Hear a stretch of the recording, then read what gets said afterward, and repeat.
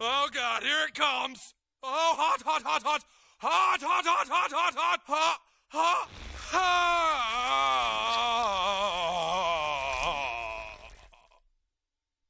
Mr. Marsh, we apologize, and if it's okay with you, we would like to present you your long overdue trophy.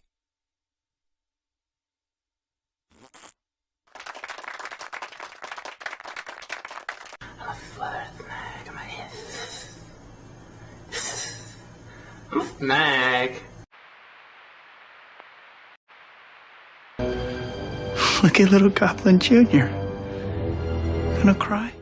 You broke my heart today. On Valentine's Day, bro. Bro, I cried today. I'm here with Razor eating ice cream, consoling him all night. I cried, dude. Like, I couldn't believe it, man. Like, fuck, dude. I got inspired by sitting here watching these guys, bro. Like, fucking my mystery, like, doing mystery boxes and mail haul. Dude, I was hurt, bro. Let's continue on, guys. Stop crying, you sniveling ass. Stop your nonsense. God damn it, man. All right. Yeah, man. I don't know, bro. All right. Fuck, dude. I know it gets to you. What, are you gonna cry now? Come on, cry, baby. Cry for me. Come on. Cry. Especially when those guys like Rob and DJ Links reached out to me and told me how much they were hurt and how they were not going to be sponsors and they're going to pull out. I'm hurt. That hurt, man. Yeah. You know what I do? I do need to grow some balls, bro. But you know what I mean? Maybe I do, man. Maybe I'm just, a big pussy, bro. You're right. You're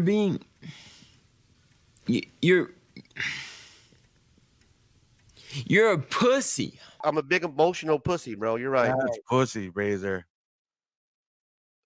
Yeah, you might be right, bro. The following program deals with a controversial subject. The theories expressed are not the only possible interpretation. The viewer is invited to make a judgment based on all available information.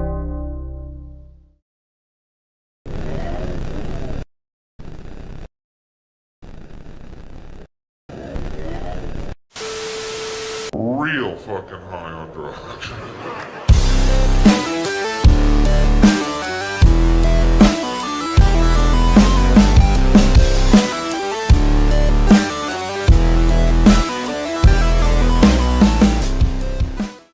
What is going on, everybody? Welcome to another Saturday night here on House of Stein. Instead of Beyond Wednesdays, we'll be back to our regular bat channel at our regular bat time next Saturday when the strike is up, which should be in 3 days. So I don't know if that means that Industry Show will be back on Beyond Wednesdays Tuesday. It might be still here on House of Stein, but eventually we'll be back on Beyond Wednesdays. So, and I see people in the chat complaining about the music. Hey, blame YouTube, man. Shout out to Derek Neiman, who just dropped the Spotify link. If you guys want to check out the music that I usually play here on Beyond Wednesdays, there is a playlist for it that I add songs to every week. So there you go. That's where you guys can go find the Beyond Wednesday stuff. I think I'm going to jump into the Discord again. I think we're going to revive the Discord eventually. And we'll go back to like doing like pre-show in the Discord where we can listen to music in the Discord and everybody can just go ahead and just jump in there and listen to the music and shoot the shit with each other and that type of shit. But I'm going to eventually, somebody in the chat made a good point where they said, don't you have friends in a band? And I was like, ooh, great point. So I'm going to go start grabbing all my friends, my friends and, who are in bands, all those bands, and grab my favorite songs out of their stuff. And we'll start playing their stuff as well. And every once in a while I find a good, copyright royalty-free song on the internet in those royalty-free playlists. But Yeah, hell yeah, Music Pub. I'd love it, man. The problem is that if they're part of a label, uh, it, they're probably part of one of those conglomerates that, you know, looks for their music and copyright, part of the AI and any of the streaming services. So that's like a thing that bands, if you're in a band, you can have a company do for you. Remo says, unfortunately, even if you know them, you will still get a strike. That's what I'm saying. As long as they aren't signed to a label or anything, I think I'll be okay. So, and most of my friends who were in a bands weren't signed to a label or anything. So, yeah, man, the strike hurts. The strike is a killer, and it keeps you from streaming for 10 days. It keeps you from doing anything. I couldn't even respond to comments. I couldn't even put favorites on my playlist. Like, they really shut your shit down, dude. So here is what I am doing. I am starting to build a channel over on Rumble where it's all the old shows. I'll put up all the old shows and I'll start dual streaming to Rumble. Just in case this ever happens again, we can always jump over on Rumble and hang out over there. I think it's probably smart to build that up at some point, It's kind of a bummer because you can really get screwed on YouTube. Like, there's people out there that lose their whole channel, like years and years of work, and everything just goes poof because they didn't back it up somewhere. And when you do a live show every week, multiple live shows every week, it's probably you're not going to have enough space to back up all your shows. Like, eventually it's just going to be too much. I've done over 1,000 live shows, you guys. Over 1,000 live shows. From Flipside, Bogcast, Beyond Wednesdays, House of Stein. There's over 1,000 live shows out there. And I've got to go and get all those put up on Rumble just so I don't lose them all. Just because even though, like, I'm not making any money off of Beyond Wednesdays now, hopefully in the future, I might be able to mine all those old shows for clips and stuff and maybe make some money off of it. You know what I mean? We'll see.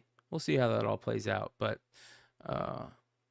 yeah. Kilty Corgi says, did Razor get a strike too? Whiny Pants been quiet all week. He's done, bro. That dude's dead in the water. I don't think there's anybody that even watches him anymore.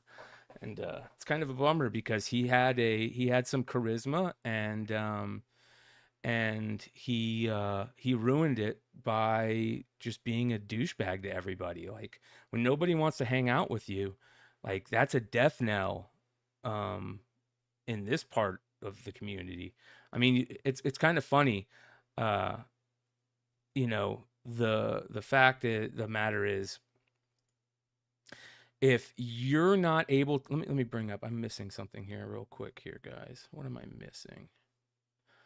I'm missing the comments on the stage because we're over on House of Stein, so I can't put the comments on the stage. Oh well. If you can't get along with people in the comic book content creation world or comic book world, you're just bound to become a fucking drama channel and not even comic book anymore. You're just fighting people constantly. Look at the Comicsgate crew. The Comicsgate crew is completely falling apart.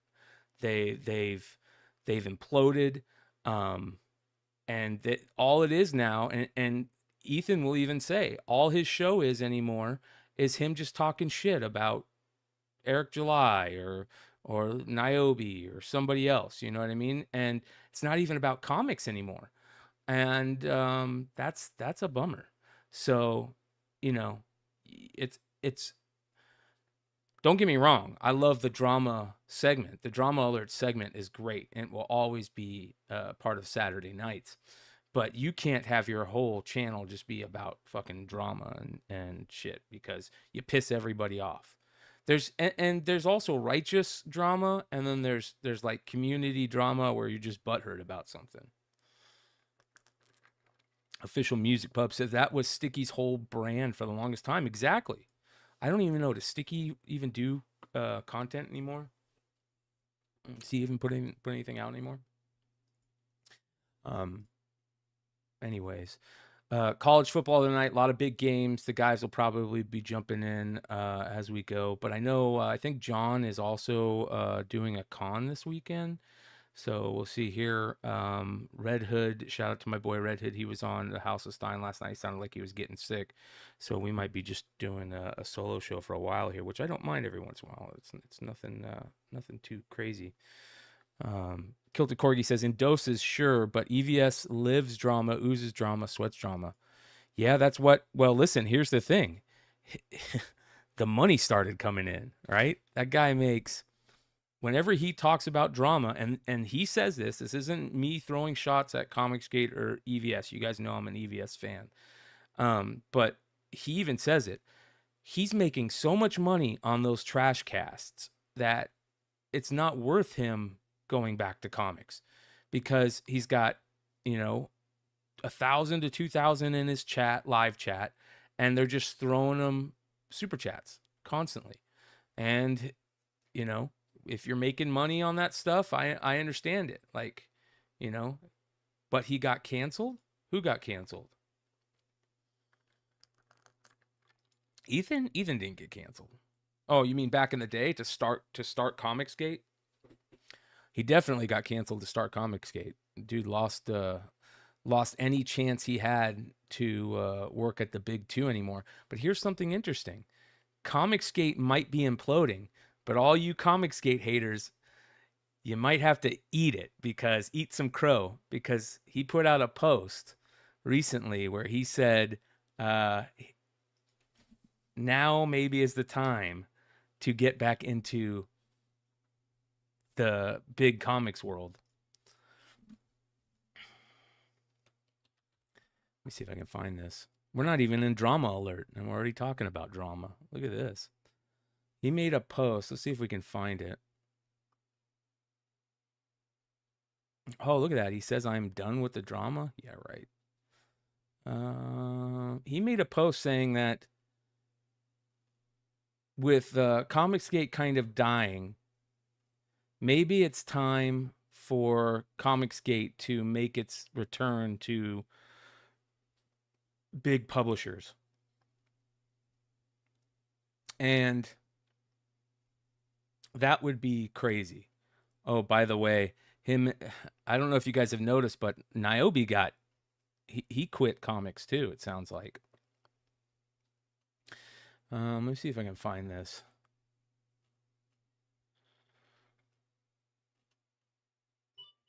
Anyways, wouldn't it be interesting if he ended up drawing or writing for Marvel or DC again?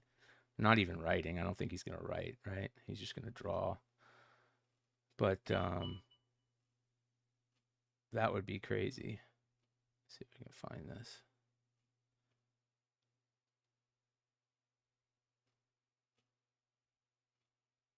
For 2026, it's one of their goals.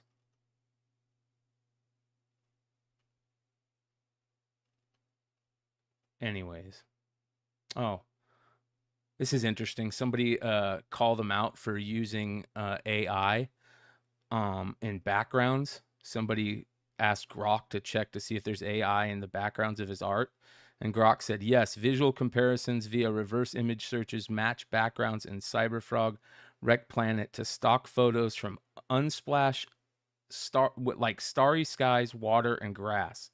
Examples appear in forums and Twitter posts. No public admission or denial from Van Sciver found. So guess what? He put out one. He said, I, Ethan Van Sciver, do not use stock photos or whatever else when making my art. I draw everything by hand without SketchUp. There are no 3D assets used in the making of my art. My colorist might use Photoshop Voodoo and turn photographs of water, starry skies, and grass into paintbrushes to color with realism. All colorists do this. It is not the same as a penciler or inker grabbing 3D assets and plopping them into their panels and declaring it their art. This reach by ripotards illustrates how low their IQs are in vivid color. So there you go. There's a new thing to to get crazy about in the art world. You colorists are not allowed to use those type of things anymore. So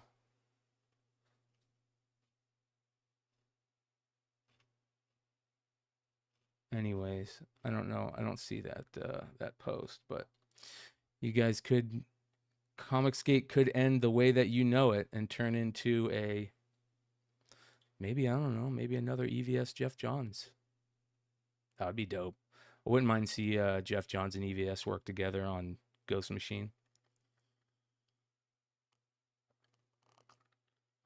There, that's what it is. Haven for Heroes said I sent you that post in industry messages. All right, let me find that, brother. Shout out to the industry guys.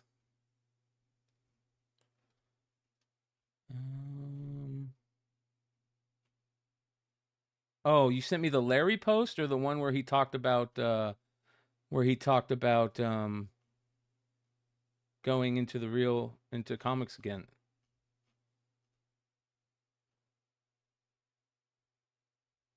I don't see the other one, Emmett.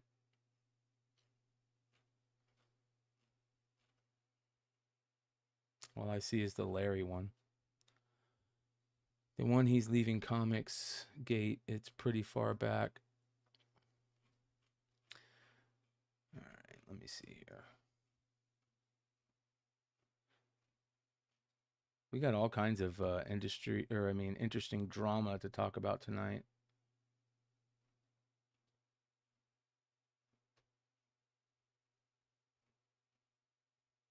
A lot of Pokemon drama. I don't know if you guys have been following that stuff. Yeah, I can't find it. It's too far back. So, yeah, very interesting. We'll see how that all plays out. Big Remo says, please don't mess with Ghost Machine. Yeah, but I, as a fan, a super fan of Jeff Johns and Ethan Van Sciver team-ups, I would love to see any of that. Zabit says, I'm a CG hater because of how crappy most of the comics were and the guys getting lazy on Kickstarters. I didn't care about the political views. They were just other ends of the annoying spectrum. Amen on that one, brother. Couldn't agree more. But I will say Billy Tucci does a great job. I don't see him having any issues on Kickstarter ever. As a matter of fact, I think he just fulfilled one. Aaron Lopresti, doesn't Lopresti still fulfill good Kickstarters? I know Ethan can't fulfill a Kickstarter to save his life anymore, so that's kind of a bummer. Shane fulfills Kickstarters. John fulfills Kickstarters. I think Ethan's probably the only guy, right? Who else? There's a lot of people that... Rob Liefeld doesn't fulfill Kickstarters, which is a bummer. Toy Time Studio says, are you and the industry crew going to cover the Superman auction sale? Always wondered what were percentages as the owner of that Superman book. That's a good point. Maybe we will. We got Ross Ritchie joining us on Tuesday night, which is going to be nice. So come hang out with us Tuesday night.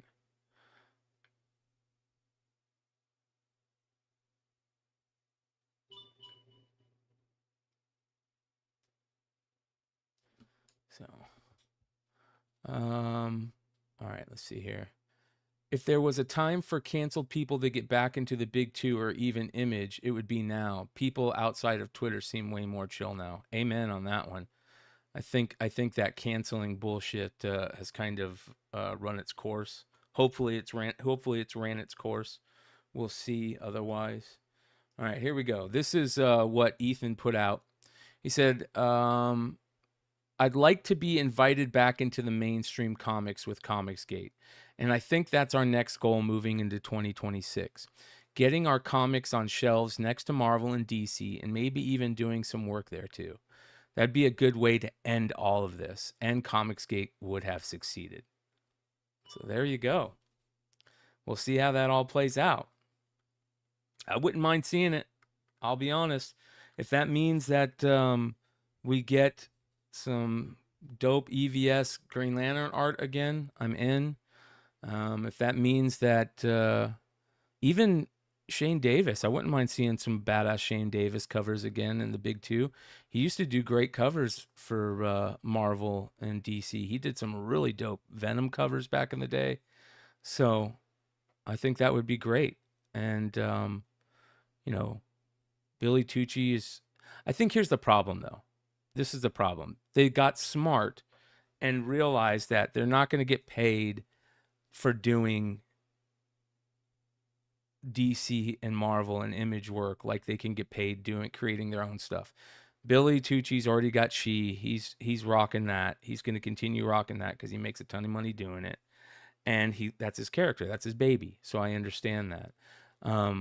The rest of the guys, I don't know what they have other than Ethan has Cyberfrog, but he never really, he has such a hard time completing Kickstarters that he probably loses a bunch of fans of that,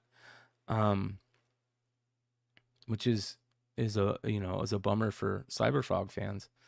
And other than that, I think, Shane doesn't really, I mean, he has his own stuff that he does, but I don't think I don't know, man.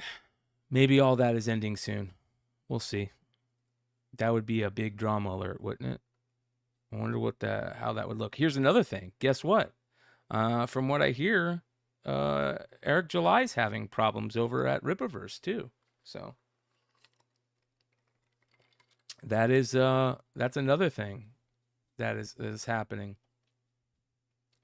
I don't know how true it is, but that's a big play over there. There's a lot of money to be made in the comic world in the past couple years, Kickstarter wise and all those guys wise, but not anymore. I guess people are realizing that they'd rather have their stuff. Speaking of that, I don't know, did any of you guys get any of the Curse of Cleaver County books? I know that the Kickstarter has been rolling in for that, and they are fucking beautiful, man. I need to get one of these. I didn't get any of these, so if anybody has one, let me know. I need a Curse of Cleaver County Kickstarter Sveta. That is beautiful right there. Absolutely gorgeous. How did Todd McFarlane ruin Kickstarters for you? Did he do a Kickstarter and not fulfill it? I don't think he did he? Rupertsky also put up a really dope, look at this one. Todd Beats, Glow in the Dark. I think that's original art too. I wish I would have got one of these. I did not get one of these, and I really wish I would have. Look at how badass that is. A 1-of-1 glow in the dark.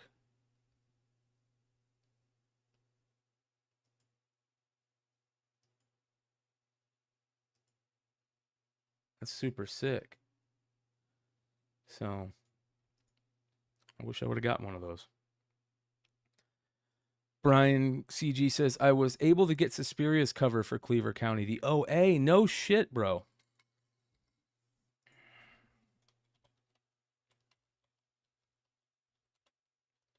Let's go take a look at that.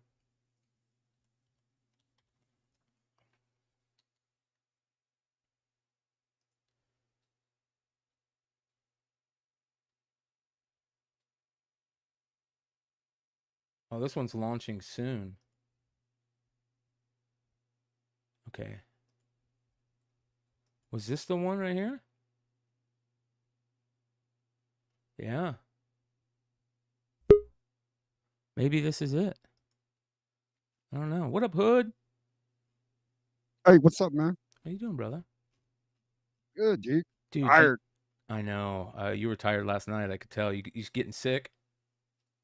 Yeah, I thought I was, but I took some NyQuil. Nice. The nighttime sneezing, snuffy feeling, so you can take a break, medicine, some bullshit. Yeah. Nighttime sniffling, sneezing, coughing, aching, stuffy head, fever, so you can rest medicine.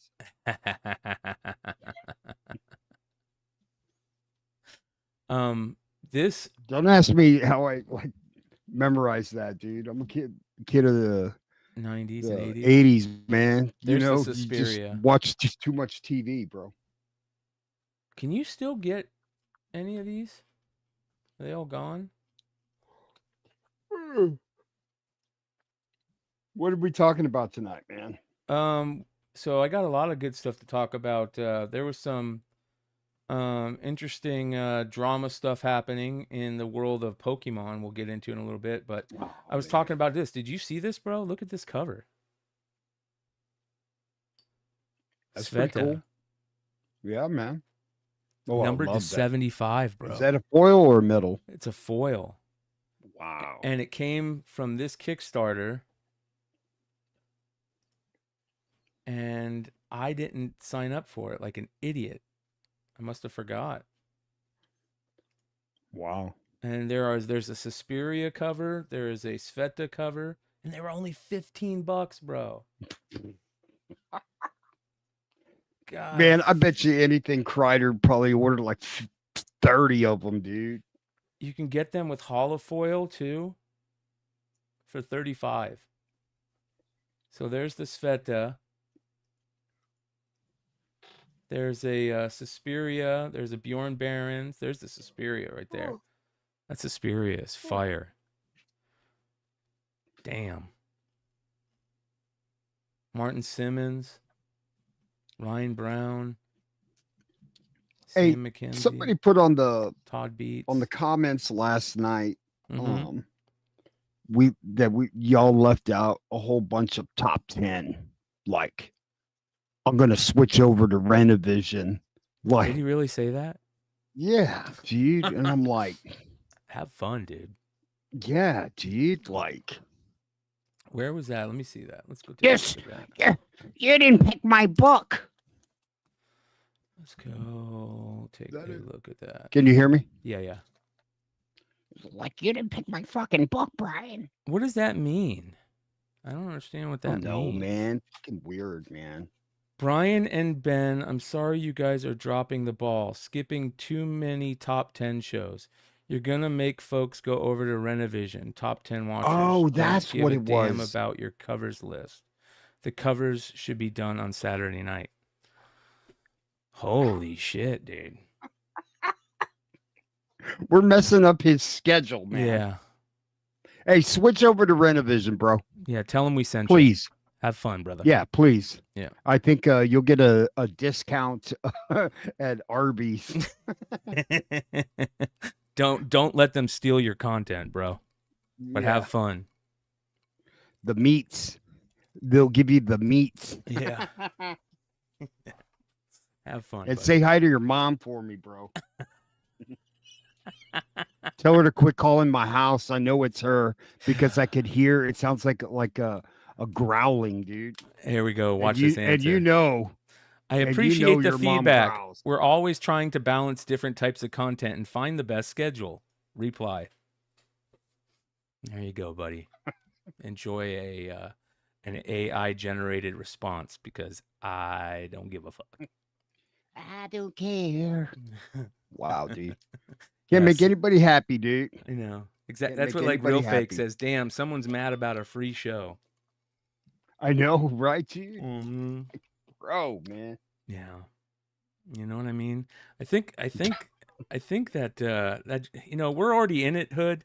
So we might as well just jump over. I got at you, McClay. I hope this makes your comic book drama, because these dudes, goofy ass dudes. Into the into the into the But let's get down to business. Yeah. Oh Which I my thought was God. pretty cool. Jesus. So speaking Shout out of, to Razor Comics. Go and subscribe, please. Yeah, that dude. Somebody asked me Just about unclick on that button.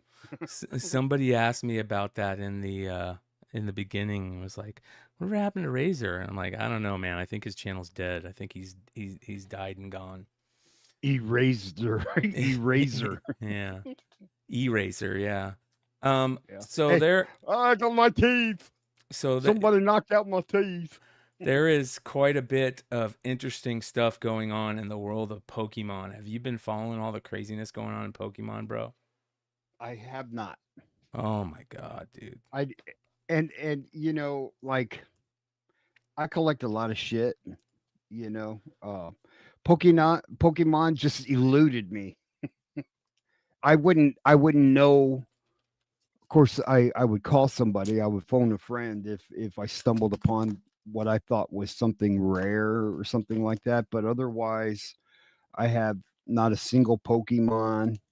Now, I did buy Pokemon shit during COVID and flipped it, and then bought some badass comic slabs. You know, because you remember when packs were hard to find and stuff. Like I'd walk into my Target, and there'd be nobody there.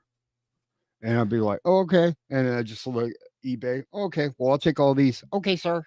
Well, we're going to get into some crazy Pokemon stuff here in a second, but I want to do a throwback to last week's comic drama alert where we talked about this. You remember talking about this? Were you here for this? No. All right, so... But I like the bunny. The bunny's awesome, dude. So this is a Cedric Pouliot cover. Oh, man. That he did. That's a beautiful cover. And he got called out by Eric Basuda, eBoss, where eBoss wrote a comment in this chat saying, I don't know how to feel about this. And the reason why is because this is an eBass homage. This was eBass did the cover to #1 of Grim Fairy Tales Alice in Wonderland stuff. And they asked, Zenoscope asked Cedric to do an homage to it. So he did. Well, eBass put up a thing saying, I don't know how to feel about this. And a lot of people were like, well, what does that mean? Does it mean that he thinks he's stealing his art? He's art thieving? He's aping? No. What it means is that a lot of people think that Cedric is an AI artist and they don't like him homaging them because he's an AI artist. So they don't like him. And we had a big show about it. We talked about it. And I got to give a ton of credit to Cedric Pouliot because Cedric reached out to me and he had some stuff to say. And he told me, he says, you can talk about this. I'm not, go ahead and talk about it on the next show. And I talked to him for a bit and I have a lot of respect for him for how he responded. And this is what he said to me. He said, hello, Bryan, I've been noticing your latest video talking about my current issue. And remember, you guys, he is English as second language. I believe he's French. I mean, with name Pouliot, Cedric Pouliot, it sounds like it's French. And sounds like pull out. And so there are some issues. So I'm going to try and work around those. So he says, hello, Bryan. I've been noticing about your latest video talking about my current issue. First of all, thank you for mentioning it, and especially thank you to those who reacted along with you in the video, talking about everybody else. He said, I think everyone was making sense over it, even if you ignore some of the editorial artistic points. But that's normal as you are not involved in that part. To clarify certain points, and after that, stop. I don't know what that means, but we'll see. He says the homage points. He says, yes, the goal was to stay as close to the original as possible. On the editorial side, where we were talking about,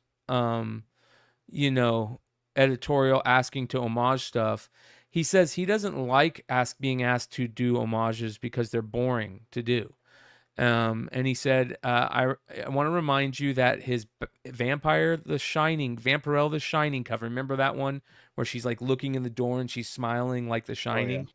He said that cover was reproduced without my consent, and I was really not happy about it.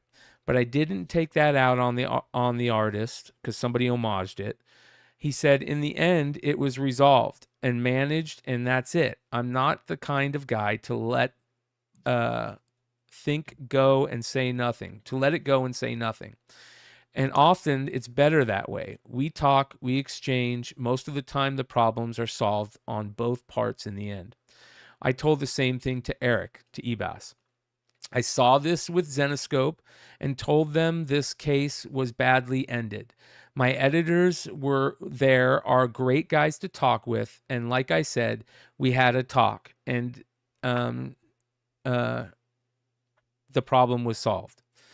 Why wasn't Eric asked to redo his own image? I believe one of you already mentioned it. You don't homage your own work. He said, I also know that misunderstandings can occur on my part between the terms of homage, legacy, tribute, etc. Those confuse me. Remember, and it's pretty obvious on my videos, English is not my mother tongue. I'm French. But it doesn't matter. I've already worked on homage covers like Vampirella #1, reproducing Jose Gonzalez, etc. Those all went very well. The real issue here isn't the homage itself. It's the suspicion of AI. That's all. So we were right. And he's saying that. He says, I laugh about the AI thing that where we talked about how he shows, if you go to Cedric's page, he shows layers of his work. And one of the things that I said as a devil's advocate, saying, hey, this guy shows his work, he shows his process, he shows the progress, but he does it in showing the layers instead of showing a video of him doing it all, where he could just take a video and then speed it up times 100 and just watch the whole thing rather than him showing us each layer. And the reason I said that is because I was like, I wonder if AI can just create those layers. You show AI a finished picture and you say, hey, create just the shading layer for this. Hey, create just the coloring layer. Hey, just create the base inks of this. And I don't know. And he says, he kind of says he laughed at that. He says, I laugh about the AI thing that will create the steps. Want to know why? Try the experiment yourself. You will see. At the scale where I show some layers, I'll tell you right now, it's not going to be possible. He says, when it comes to filming his whole thing, he says, filming my whole process, ? But guys, I work on Photoshop CS3 and Windows XP. Everybody was giving him shit about working on Windows XP. He says, I have nothing to film myself with, and I'm not going to do that with my phone glued in front of me for hours, capturing gigas of data and adopting yogi positions to please the haters. I shouldn't even have to justify myself. Do you ask the guy that repairs your car to film the process video of him doing it? No. I have better things to do than film myself and compile all these things, even if I might more or less have to do it next time to shut some mouths.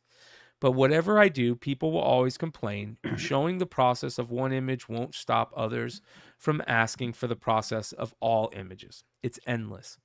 I am even forced to work with more layers now and make my images heavier because of this kind of nonsense. So people can see the steps. Being a traditional artist by nature, I'm known around the industry for years, and worked with Dynamite a decade ago and started my career in 2005. I'm used to working on 1 or 2 layers max in Photoshop, but now I need dozens. It's getting ridiculous. And then he basically says I could do whatever I want with this or talk about it or not. He hasn't shared anything confidential. And he's been really anxious for a while now because of having to deal with this. And he says he has other things to do that he should be spending his time on having to deal with this, not to mention it affects his productivity. And I said to him, hey, man, thank you so much for reaching out. I have to tell you one thing loud and clear. I believe you and have your back on the matter of AI in your work. I don't think that you use it, and I believe you are an amazing artist. Every time we talk about the accusations, I always say that's how I think, and I think that they are off. We talk about AI art and such often in our Drama Alert segment because it's a hot topic, and I do my best to be subjective and honest as well as play devil's advocate to help the conversation. I think it's a shame you have been villainized so far, but this is going to continue to happen to other artists as well, and I think it's fair to have the conversation so people see all sides. I think most people see your side of the story as accurate. Then he asked me about 616. And I gave him my opinion. And I've had a lot of people ask me about 616 lately, and my opinion still stands. I have continued to receive. Just the other day, I got called by another retailer telling me a horror story about the way 616 treats people. I guess 616 found an artist that he wanted to work for, and this artist was already working for somebody, and that 616 guy told her, well, you'll never do anything with that guy. That guy's a piece of shit, trying to steal artists and stuff. So, Cedric, if you're watching, another great, perfect example. And Cedric basically said nothing but good things about 616. And I told him, that's great. I hope that, your relationship continues with them in the good way and that there's no problems. I don't want to see anybody's business take heat. But at the same time, man, you can't run from the constant barrage of people saying, hey, here's another problem I've had with them. Hey, do you know this guy? Hey, have you ever heard of this retailer? Hey, you ever heard of this guy? And I'm like, instantly in my head, I go, oh, 50% chance they're going to be asking about 616. You know what I mean? So, but that being said, big shout out to Cedric for, being a stand-up dude in the matter that he reached out. He saw somebody saying something and said, hey, here's my side of it. And I got a lot of respect for that. Speaking of their side of it, did you see this, Hood? Our boy Mighty Mel V put out a post saying, why I left comics. Tell all coming soon. So we're going to get a return, hopefully, of Mighty Mel V on YouTube, but it doesn't sound like it's going to be long. It sounds like it's going to be quick. Him saying why he left the comic game. And I got to tell you, it's kind of a bummer because I had such a good time with Mel in New York. Like he hung out with us 2 nights in a row. It was so much fun. It was so good to see him.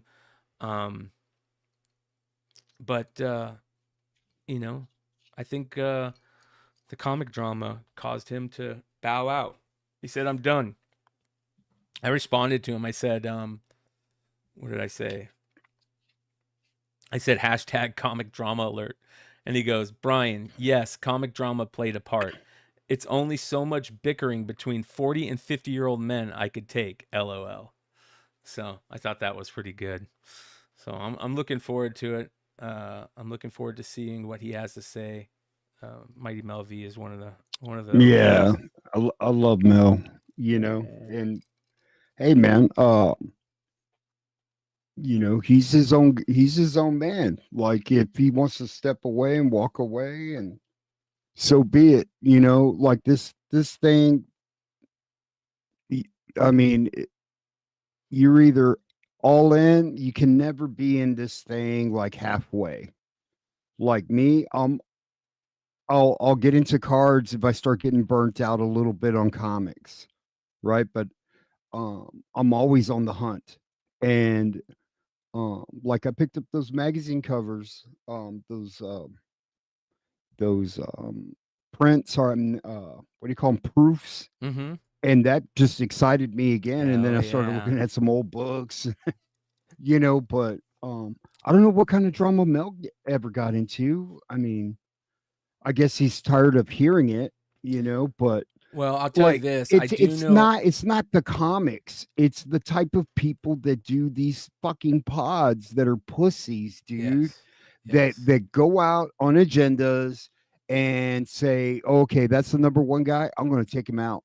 I'm going to try and get more followers. Well, and I'm going to unleash hate on these guys here. Yeah. I think you're partly right, Hood. And I don't want to put words in Mel's, mouth. I'm not that type of person to, speak for him.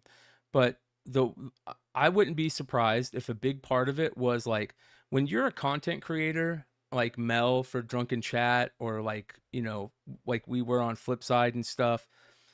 People are constantly sending you stuff like, hey, did you see this? Did you see this? Did you see this? And a lot of that stuff is drama based. And that's why I created the drama alert segment. It got to a point where I was like, you know what? If I'm going to talk about this shit, I'm going to put it in a segment, just one segment. I'm not going to utilize it for every show. a lot of the stuff I feel like it needs to be talked about. So I imagine a lot of people were going to Mel and being like, look at all this bullshit that's going on over here. And I know a big part of it was the Comicsgate interview thing I had, where I had Ethan and Malin on talking about Black Riding Hood, and Mel felt like I didn't stand up for him. And we had our conversation, and I told Mel, I said, Mel, I didn't need to stand up for you. I didn't need to. Like, why do I need to stand up for you? Like, there's no reason there. Like, you're not there. I kept on saying during that interview, like, he's not here to talk for himself, so I'm not going to talk for him. Mel's a big boy, you know, and these two guys don't know Mel. They just are instantly combative, so they're going to take shots. But I'm not going to sit here and constantly be like, Mel's a good guy, Mel's a good guy, Mel's a good guy. And Mel took offense to that, and we talked about it. I understand it, but at the same time, there's no doubt that a big part of people out there would instantly call Mel every time I would do a Drama Alert segment. Do you see this bullshit that McClay is doing? You see this bullshit that McClay is doing? And that was that probably got tiring for him on top of everything else. So I understand that. Well, you know, Malin kind of, I get what he was doing, you know, because it incited, and it was he was being very coy about it, and just you know, and it let the mind race, like he was coming off as like, you know, well, what do you know, using the N word, you know, he says, well, I'm in character, you know what I mean, and I've got this black character, so I should be able to use this word. And that is such a like you're baiting people. Well, they're selling. He's selling a comic book at that point. Absolutely. Yeah. And so I'm never going to shit on somebody's way to make a living. You know what I mean? Like, and so I caught it right away. But to some people, like, hey, wait a minute, like, why do you gotta like stoop that low? You know what I mean? Mm-hmm. So like, some people, you know, love to do this type of shit and play games and stir emotions and get people all worked up, man. Yeah. You know, like the whole thing around Razor Comics. Like I didn't watch his shit. I don't even know, like, until some people said, hey, you might like this dude's talking shit, because otherwise, like, I jump on this show. I care about the friends that are in the chat and the people I do a podcast with. Like, otherwise I wouldn't have even known. But like, eventually, that's a great point, man. That's a great point, Hood. Right? Yeah, because I'm focused on this. That is exactly how, you know, if I'm taking it from like Malin's point of view, that's how it happened to him. Somebody sent him a clip of the Hot 10 when we were talking about it, and you know, and he sees you know, 3 guys on a panel shitting on him. He's instantly going to be combative, and so you know, I see it from both sides. But I told Mel, I said, Mel, I didn't feel a need to sit there and speak for you. You know, you're a big boy. You could speak for yourself. And I knew he was mad the whole time, and I tried to talk to him, and he says he hasn't even watched the interview, and I understand that. And I told him, I said, Mel, I love you, brother. Like, I wouldn't be sitting here, you know, breaking bread with you and, you know, having drinks with you if I didn't care about you. You know what I mean? And I wouldn't have made it a point to, you know, reach out to you guys type deal. So, and I get it, because like, I mean, you're a creator. I mean, you have your brand, right? So you got to keep mailing on, and you can't like get into a combative thing, because then he'll disconnect or whatever and be, so you want to keep him on and let, like Mel would say, let the streets decide the character of him, right? Yeah. So you ask him more questions and kind of so that people can read between the lines on, what his agenda was. But like, has he written anything since then as far as like that would incite the same thing? No. So that was a one-off, and he was doing it as a just to stir the pot, Yep. So And it worked. Hopefully, it was good for that one issue, right? Yeah. Because he was creating this story. Did he even finish the story? Yeah. He supposedly he just put out issue number 2, but like A that's year how. later? Well, that's how it works with crowdfunding comics. You know what I mean? That's They how it probably works. decided. Yeah. Yeah. They probably decided like. Yeah. Well, here's something interesting too. Speaking about another content creator, Bueller. Did you see? So Bueller came back with Coffees and Comics, and he was saying it was a big deal. He was coming back with Coffee and Comics and everything, and the everybody was like, okay, he's coming back, and he was hyping it up and this and that, and then this came out. Okay, I need your help once again. If you have any questions at all, to me, to Bob, to Dane. Oh wait, hold on. Can you hear that, Hood? You can hear that? Okay, hold on. All right, there we go. Okay, I need your help once again. If you have any questions at all, to me, to Bob, to Damien, about comic books or about van life for that matter, we are doing our Q&A episode on Monday morning. So if you have any questions for us about anything whatsoever, please let me know in the comments down below, and we will read those questions on the video for Monday. Like I said, if you're in van life or my travels, where I'm going to go, comic book stuff, what my favorite book is, or anything at all, nothing's off limits, let us know in the comments down below, and we'll read your questions on the Coffee and Comics episode on Monday, the last episode. All right, guys. Thanks so much. Everybody's like, and I didn't catch any of the last episode. The last episode, bro. They were. Oh my God, Brian. Well, here's the interesting thing, and here we go. No. Listen. Well, guys, that's a wrap. Damien and Bob and myself just got done filming the 8th episode of the Coffee and Comics show that we're do while I was back here in the area. I want to say thank you to everyone who left comments and questions for us. We read every one of them, and it's a little bittersweet, but we did it, and the new and last episode will be out on Monday morning, this coming Monday at 5 a.m. Pacific Standard Time. And it meant a lot. So thank you, everyone. Thank you, Bob. Thank you, Damien. Thank you, Robbie. Thank you, John, and the other John, for being a part of this. And the best is going back into the vault. All right.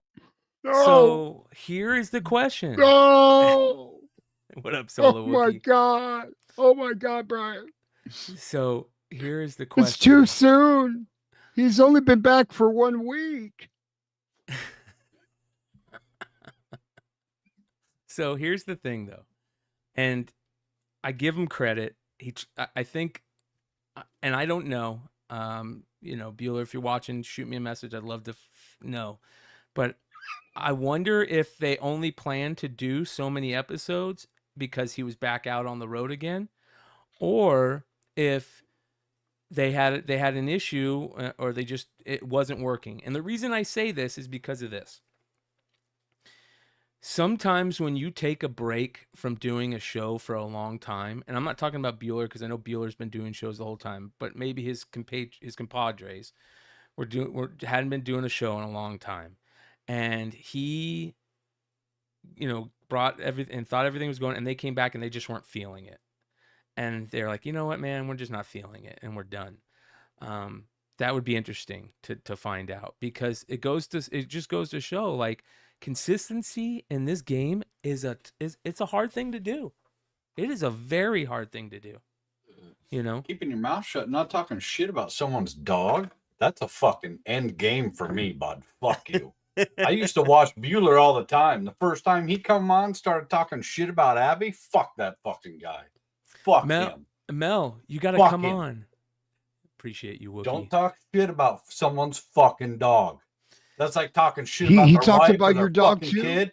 Well, Fuck not that. necessarily, Fuck but him. you remember Fuck him. we got into that whole thing where I called him a pussy and stuff, and I had to Yeah, leave to go. 67 times, and it's a new 67 new times. record. Mel, I'd love to have you come on, brother. If you want to jump on just for a second and explain, you're more than welcome. But no worries if not. I understand it. We're all. Is he in the chat? He's in the chat. He said it wasn't just comic drama for me. The game ain't the same no mo. So I understand that. Yeah, man. but we're jump on all. and we could talk shit about other people. But here's the other thing. Never gets old. Well, here's the other thing. We love you, Mel.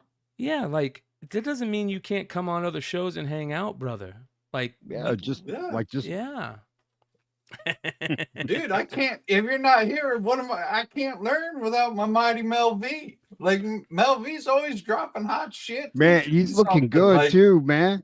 You see Mel B, he looks like a fucking model, bro. Yeah. Fucking awesome, dude. Yeah. He lost a lot of weight. Looks good, man. Dude, love Mel. He's always teaching me something good and new and hot books to look at. I remember why and backstory. I remember listening to Mel V with the Unpressable Defects, and I never knew what he looked like because they had the animated pictures of the guys, right? And I remember when I first jumped on a pod, and I think it was with Bryan, and I go, "Man, Mel, you actually look like you sound," and he started laughing.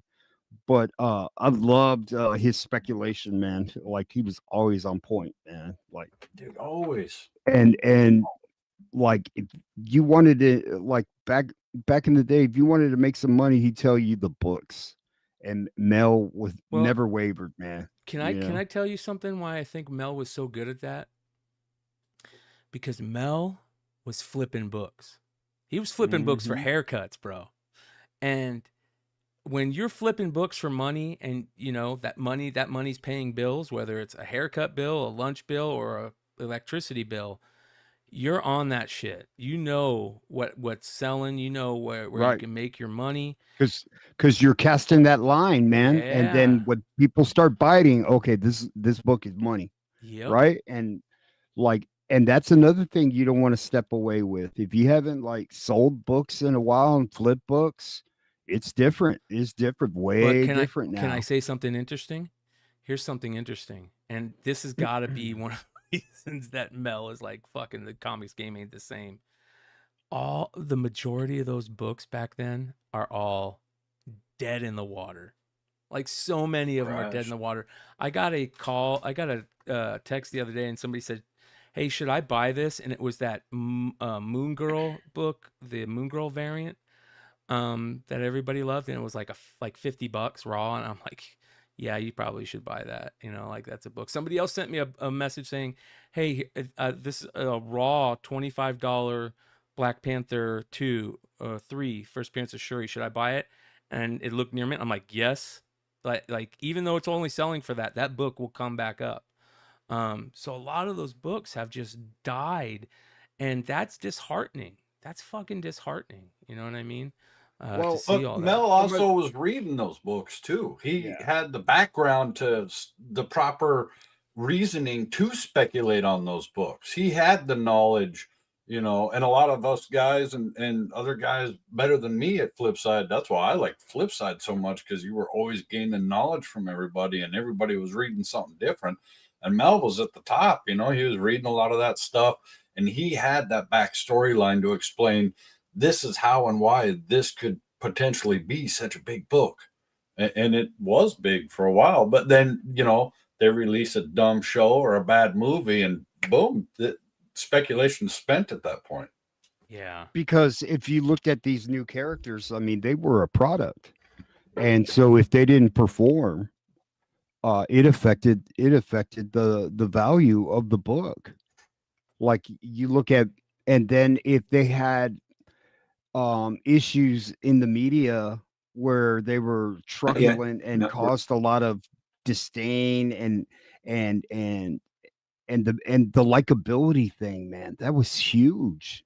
Like Miss Marvel, like Captain Marvel, like nope. You know, that I don't know what she did. She made a couple of comments, man, but then like just all of this onslaught on her caused like just this hate movement on these people like Shuri. You know, I forgot the actress's name, but there was just she didn't want to take the COVID test and all that. And Wookie Fodder says Liefeld just told someone on Whatnot he has to be really stupid not to see this as a foil book. So we got to go take a look at our boy, the GOAT. Wow. Mr. Robbie So L. we will revisit got that. security back there.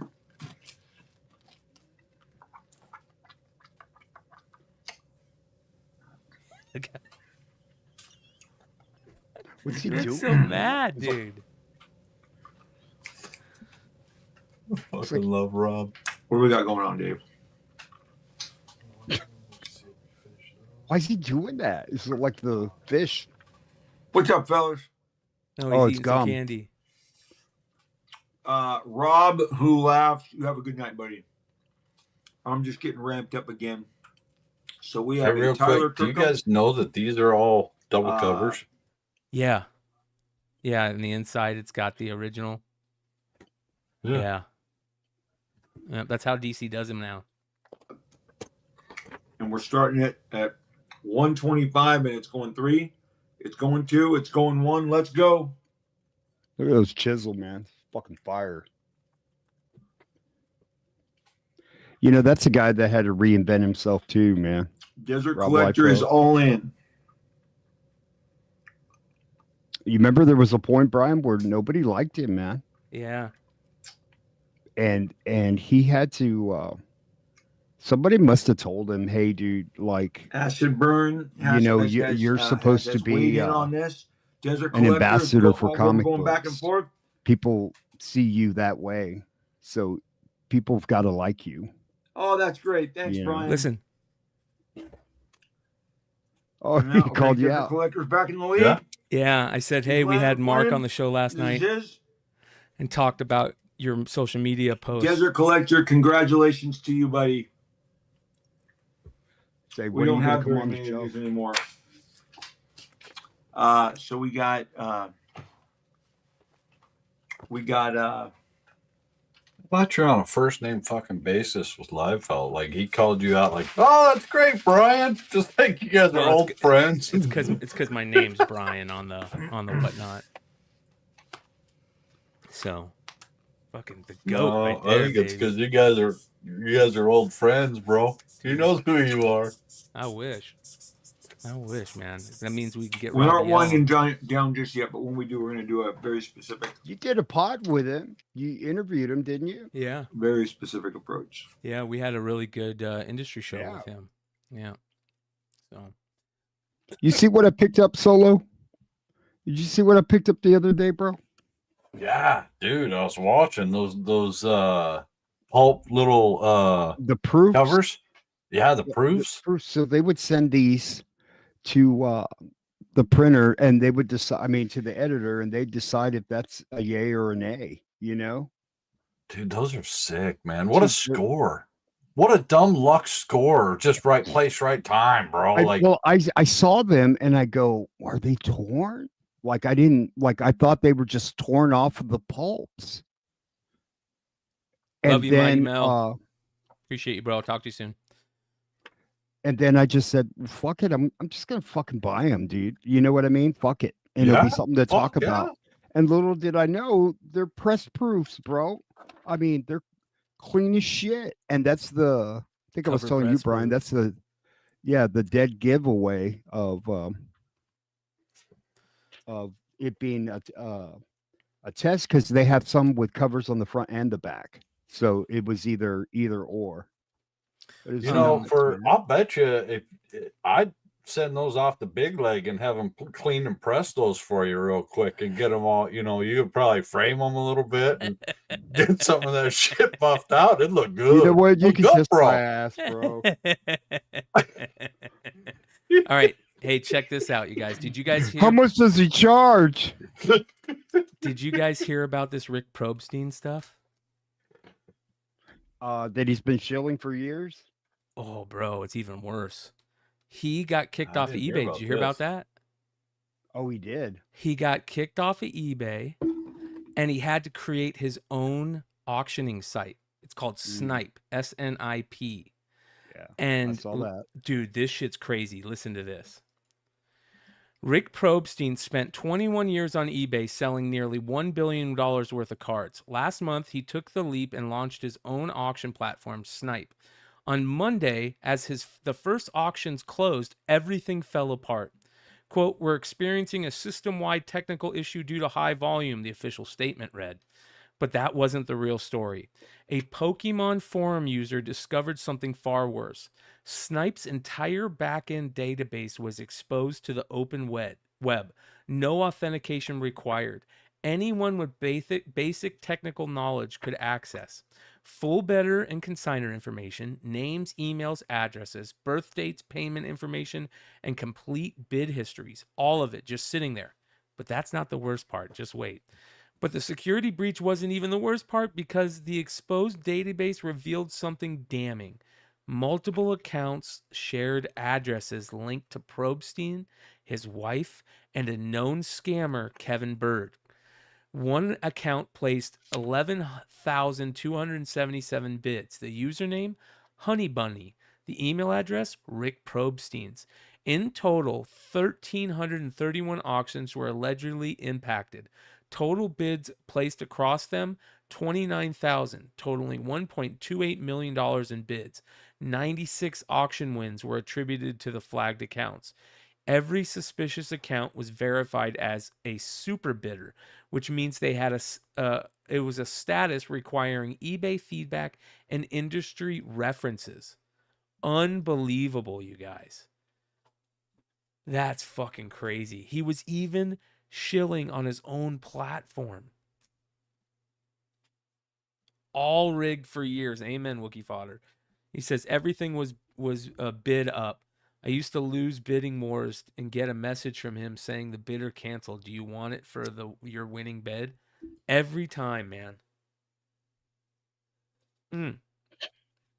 That's crazy, dude. What? How did these people even? I don't know. I don't know if he's going to be able to come back from this, right? Like, how do you come back from mean, that? Wasn't he well respected? Big time. Like, and that dude has a collection, bro. Yeah. Like, just pristine cards, and like, man, he fucked that up.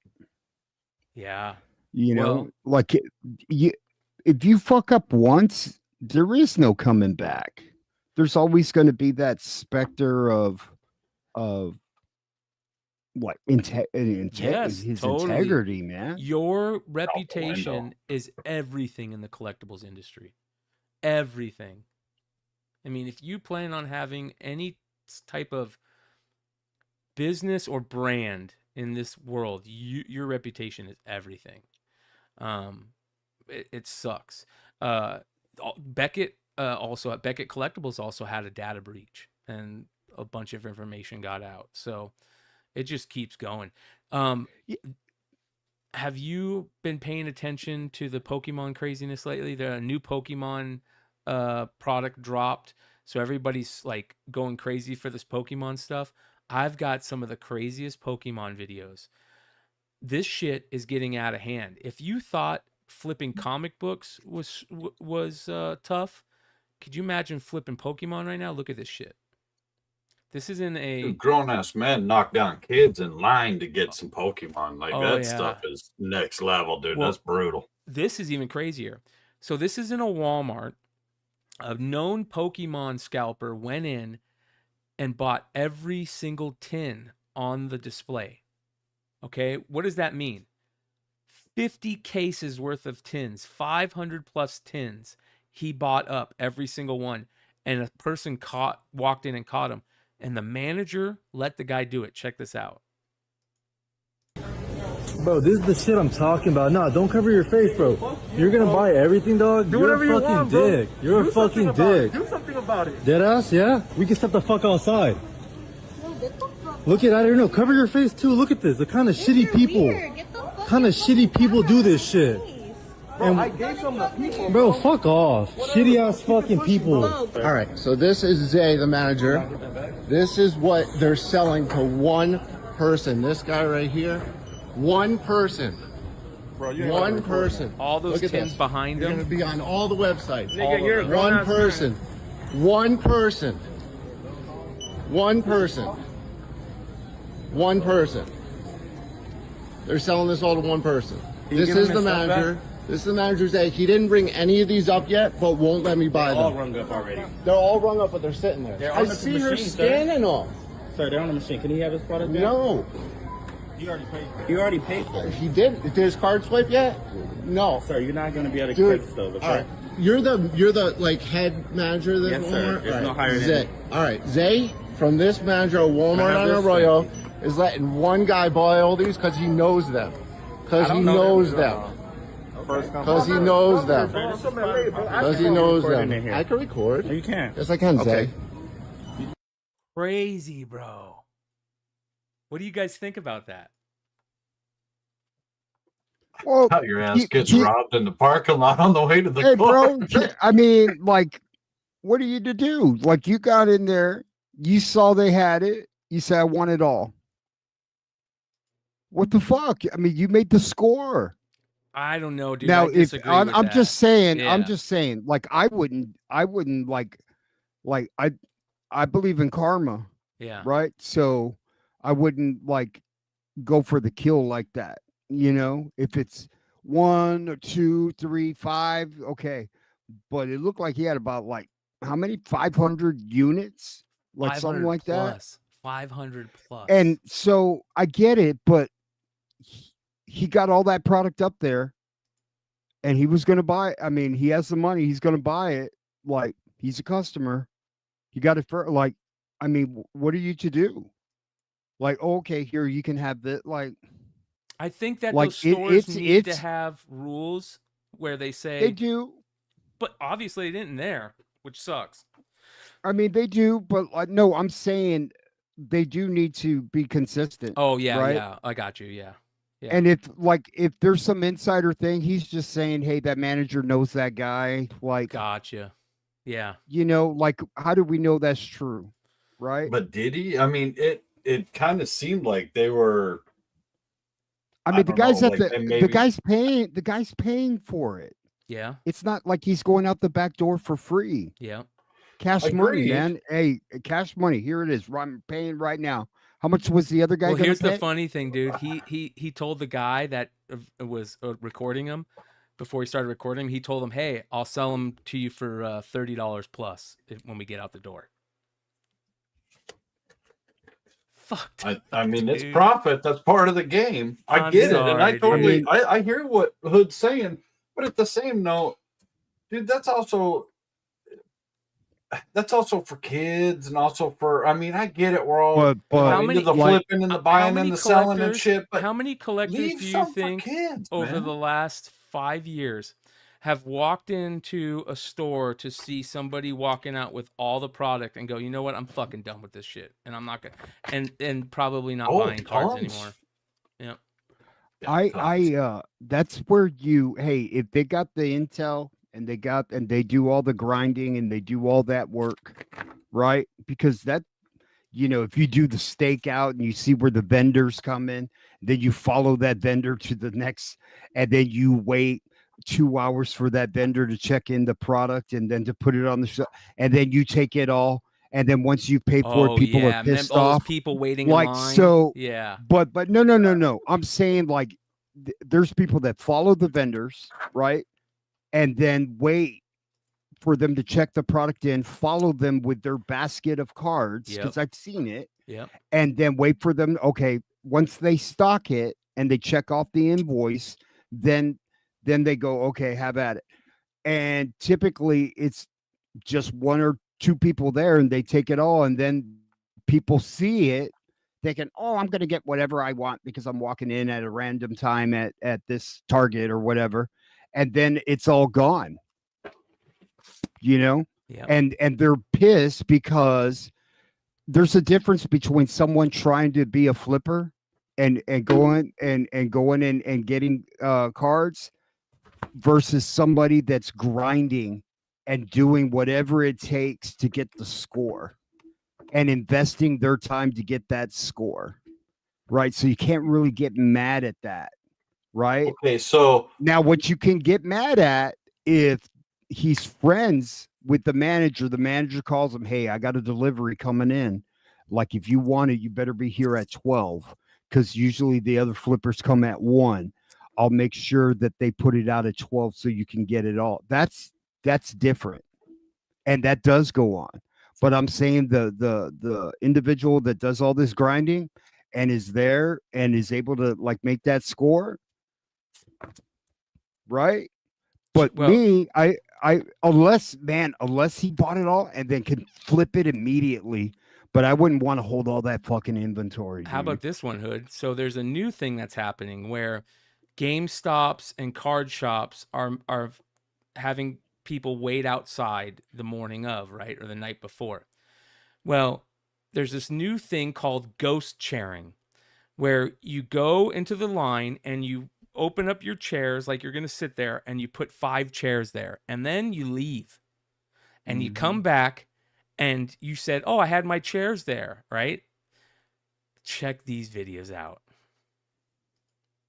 Like I said, and okay, real quick, just for reference, I gave this girl that exact same scenario that you did, Hood, and she didn't call it hustling. She called it stalking, and so did the officer. And so I'm just saying, if you're going to follow them like that and you're going to go into the store after them and just sit and wait, that's actually technically stalking, not hustling. Hey, what was that book you showed, Solo, real quick? Which one? The love book? Love Diary. Love Diary? I thought I had that one, man. All right, check this out. Like I said, 1, 2, 3, 4, 5, they all in front of you. Like, no, I'm either your logic against See these? All these guys just showed up saying that their chairs were there, right? Well, what ended up happening is the store came out and removed those chairs and said, nah, if they're not here, their chairs go. And everybody moved up in line, and they came back and their chairs weren't gone. And they're saying, nope, we're getting right back in line where our chairs were. They're not here. I'm telling you what's gonna happen, man. I'm telling you, they moved all the chairs, and he was here like 2 hours before and they moved his chair. What are you talking about? Always on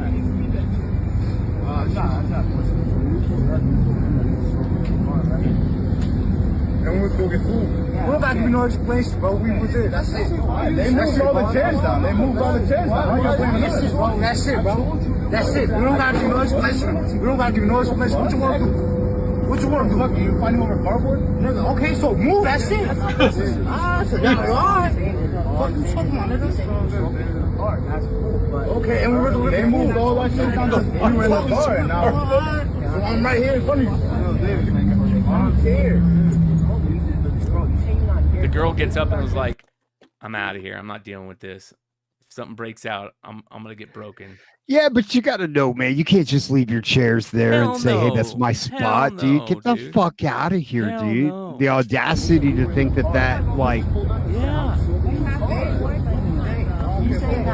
See, the people who are waiting in line legit, that's grinding, right? Yep. Bro, that's whatever y'all want to do after this, we can do.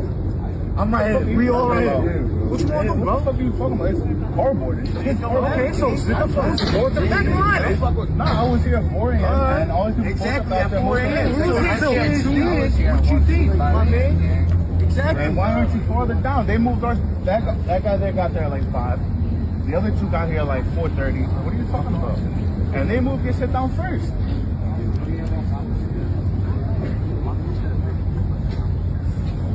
Like, and those guys didn't move the chairs.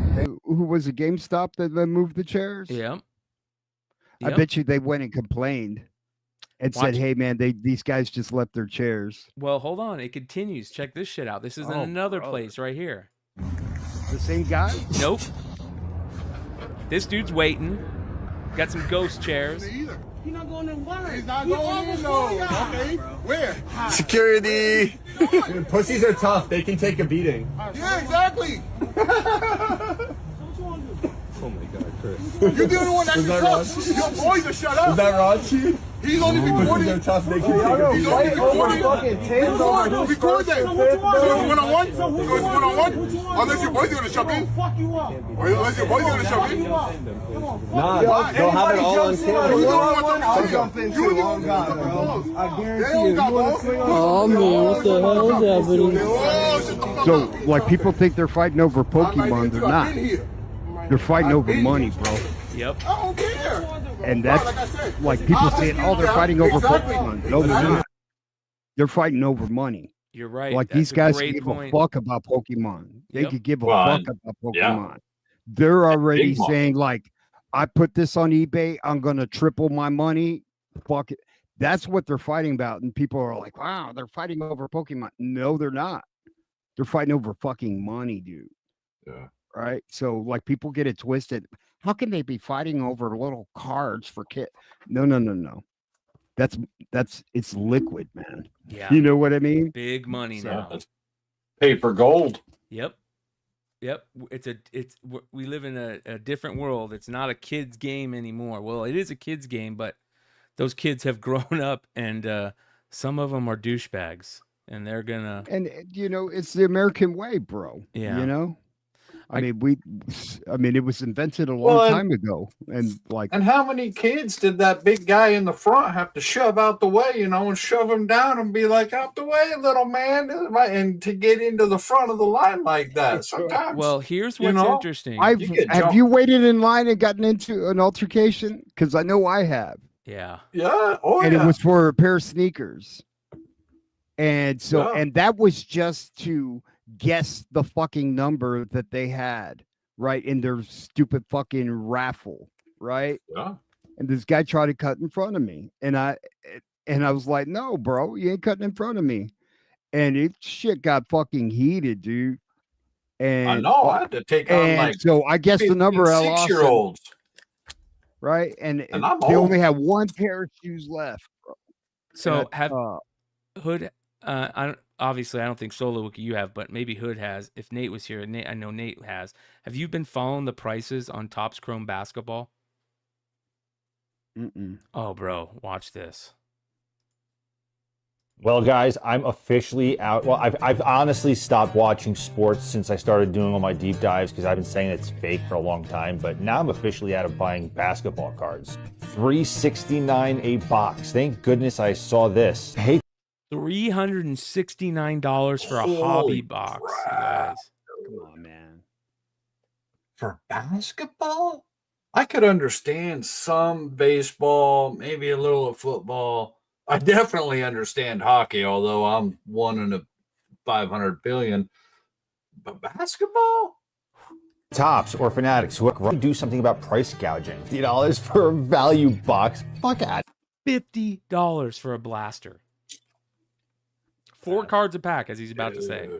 Of here. Getting 4 cards a pack. They didn't even tell me, because I know there's going to be some homer in the comments saying, oh, well, in comparison to Panini, in comparison to I don't give a fuck. Or 7, because someone's going to come at me and say, oh, it was 7, or someone's going to say it was 5. How about it costs the same amount? With all the seemingly extra fraud that's been going on lately, I've developed a new game.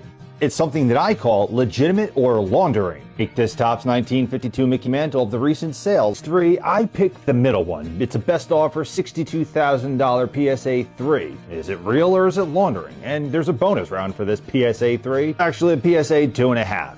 And the more cards I look for to play this game, the more I realize that the Wonder Shine Index isn't too far off the mark with how fucked up all of these cards prices are. You used to get back in the day, at least make a chrome and insert card, but you're only going to give me 4 cards for a pack. Not even 6. Dude, do you remember? No, I didn't get into a whole lot of sports cards. I was more like Bryan with Garbage Pail and shit like that. But I remember, I worked or mowed lawns or shoveled snow or, because I'm from Colorado. And so I did those things to ride down to 7-Eleven or the hobby shop or, the stand in the University Mall next to Aladdin's Castle so I could, get some Garbage Pail Kids or comic books or whatever. Dude, they're just pricing kids out of everything. I feel like today, like they're pricing all the future generations out of books, out of cards, out of everything. Where is your future market? Bro, the market is the parents of the kids that are paying these prices for their kids. Like these kids don't What work. jobs do these parents have, man? I'm in the wrong fucking business. Bro, doctors, lawyers, like they will buy anything for the kids, like, because I know I don't spend enough time with you. I can't connect with you. So here's some Topps Chrome that you wanted. I love you. Motherfucker, I am up for adoption. I love you too, Dad. Dude, Swag has a great point. Swag says I got a super flag. The kids are flipping cards themselves. Kids carrying around $100,000 portfolios of cards. Yep. That's true. That is true. Yeah. That is true. That's a great point. This is something that is fucking ridiculous to me. Now, did you guys hear about the final pennies that they minted? Yeah. So yeah, with the Omega symbol. Yeah, the last 5 pennies that they minted, the last one for each mint, they put an Omega symbol on it, right? And everybody was saying those pennies are going to be $5 million a piece, right? And everybody was thinking, oh, they're going to get released into the final group, right? To go out to the public. And everybody's going to be searching their pennies for them, which would have been fucking cool as hell. Okay? Kind of like when they did the West Point quarters. Everybody's looking for them. That would have made it cool. But guess what? Wrong. They're going to a freaking auction house, you guys, to be auctioned off. They're not even going to I'm going to wait for the warehouse find. Where all of a sudden there's a warehouse find. There's 10 years fucking from now. rolls. Oh, look, I got 50 rolls of the Omega penny. Not only are they auctioning the penny, with the penny, you get the die that minted them. That's kind of cool. But still, that's bullshit that they're going to an auction house. That's fucking garbage. I heard something about these pennies and being in with nickels or getting mixed with a nickel or paired up with nickels or something. Maybe that was something else. So they're not going to make any more pennies? Is that what they're saying? No more pennies. Cost too much to make them. So those Omega stamps are the how last we get our ones. change? Hey, what the fuck? How we get our change back, bro? Everything's getting rounded up now. Per the government, per everything. So if it's they're going to get rid of nickels how next. did they put it? So they're rounding it up. To the It costs 3 cents to make a penny or something like that, and it costs something like 13 cents to make a nickel. So it's not worth it for them to use them anymore. So they're just going to get rid of them. Which is it's nothing crazy. They do that throughout history. They get rid of. I'm getting ready to send in some bills to be graded by the money grading people. I have 3 $500 bills and 3 $1,000 bills, right? And they don't obviously they didn't need to make those anymore, so they quit making those. Yeah. So, how do you feel about the rounding up shit?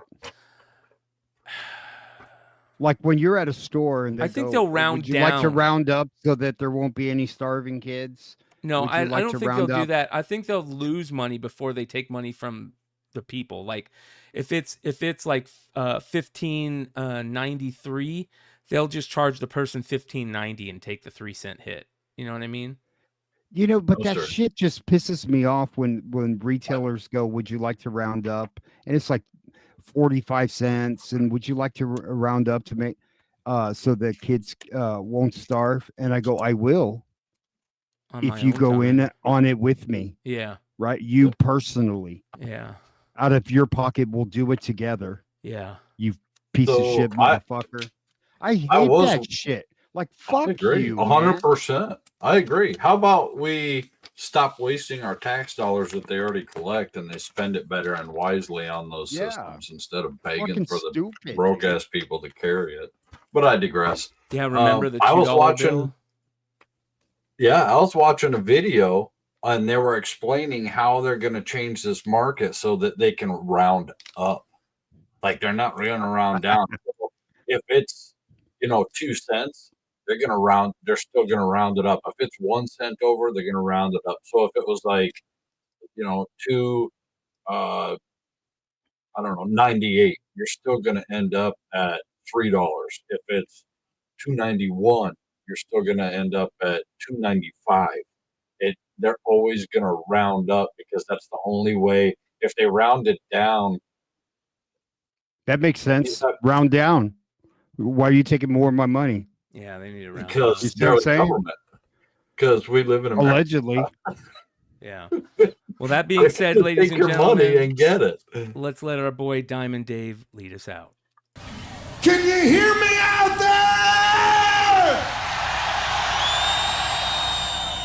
Hey, man, don't be squirting water at me.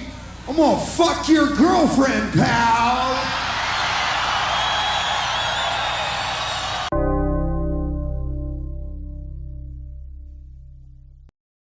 And we What time is it? Let me see. Let's see here. All right. There is FOC this week. As a matter of fact, I got 10 minutes, boys. oh, that's a I was bummer. just put on notice. So there are some great solicitations out this week for February that were announced, and there are some really good DC solicitations that I want to talk about. But the first one that I want to talk about is: have you guys been following the KO stuff at all? DC KO. It's interesting. It's kind of cheesy, but it's I understand what they're doing with it. But look at what's coming in February.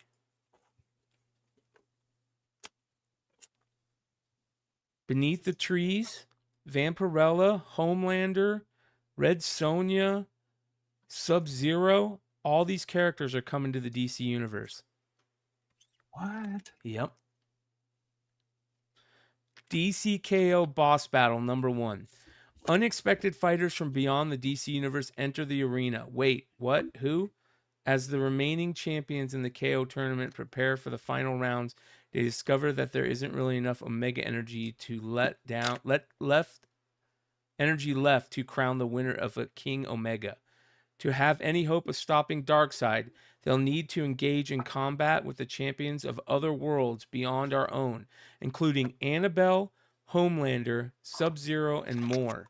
This shocking star-studded crossover sets the stage for final chapters of the epic DC KO event and features mashups you'll never imagine possible. That's crazy, dude. Isn't that crazy? That's nuts. Fucking stupid, man. Don't buy it. Fuck no, man. And then people buy it. I hate comics. This ain't worth anything. Well, I'm telling you, this ain't gonna be worth anything. There may be a cool variant where a chick shows her ass. That's about it, dude. Like, bro, don't buy it. Have somebody tell you what happens if you really want to know. Hey, we'll probably tell you what we, happens. We need a mashup like Avengers or Justice League, old school, but with new characters. And they pinned all those books up, and then they just threw shit, and it hit a fan, and it hit every book, and they're like, fucking brilliant. Nick Barucci's in the chat. He heavyweight champion of the world. He says, my cousin pulled the last penny in the Philadelphia Mint.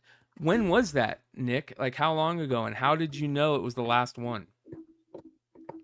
That's pretty fucking cool. All right. It is cool. Look at some of these covers that are coming out for this is February DC. There's Valentine's? a couple. Yeah, dude, there are a couple really killer covers. Derek Chu. Babs, yeah. This is, look at this. Derek Chu and Souza Micah. I guess, is that Souza Micah? No, that's Babs Tar. No, that's Babs. Tula Lotai. There is a Souza Micah for that. Look at this one. Creeper versus Livewire. It's old school, like Street Fighter for KO. Okay. Poison Ivy is coming in the Absolute Batman universe. Have you guys heard about this? Check this out.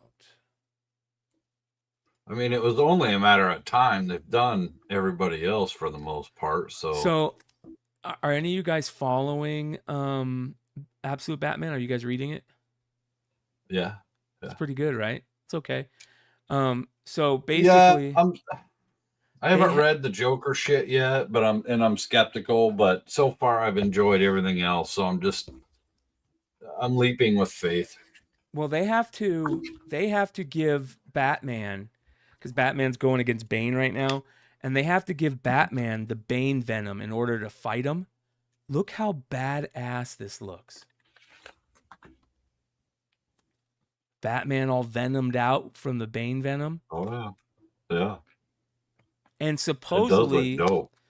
From the way it works, supposedly, from what I can see, they give Batman the Bane venom, and out of that somehow Poison Ivy maybe comes out of it, because they show this cover, the Poison Ivy coming out of the venomized Batman. So it's like a strain, like a Bane, like a Poison Ivy strain of the Bane venom. Yeah. Yeah. John, I sent you the link in IG, brother. You're more than welcome to jump up. It's kind of dope. I could get behind that if they write it right. I could follow that.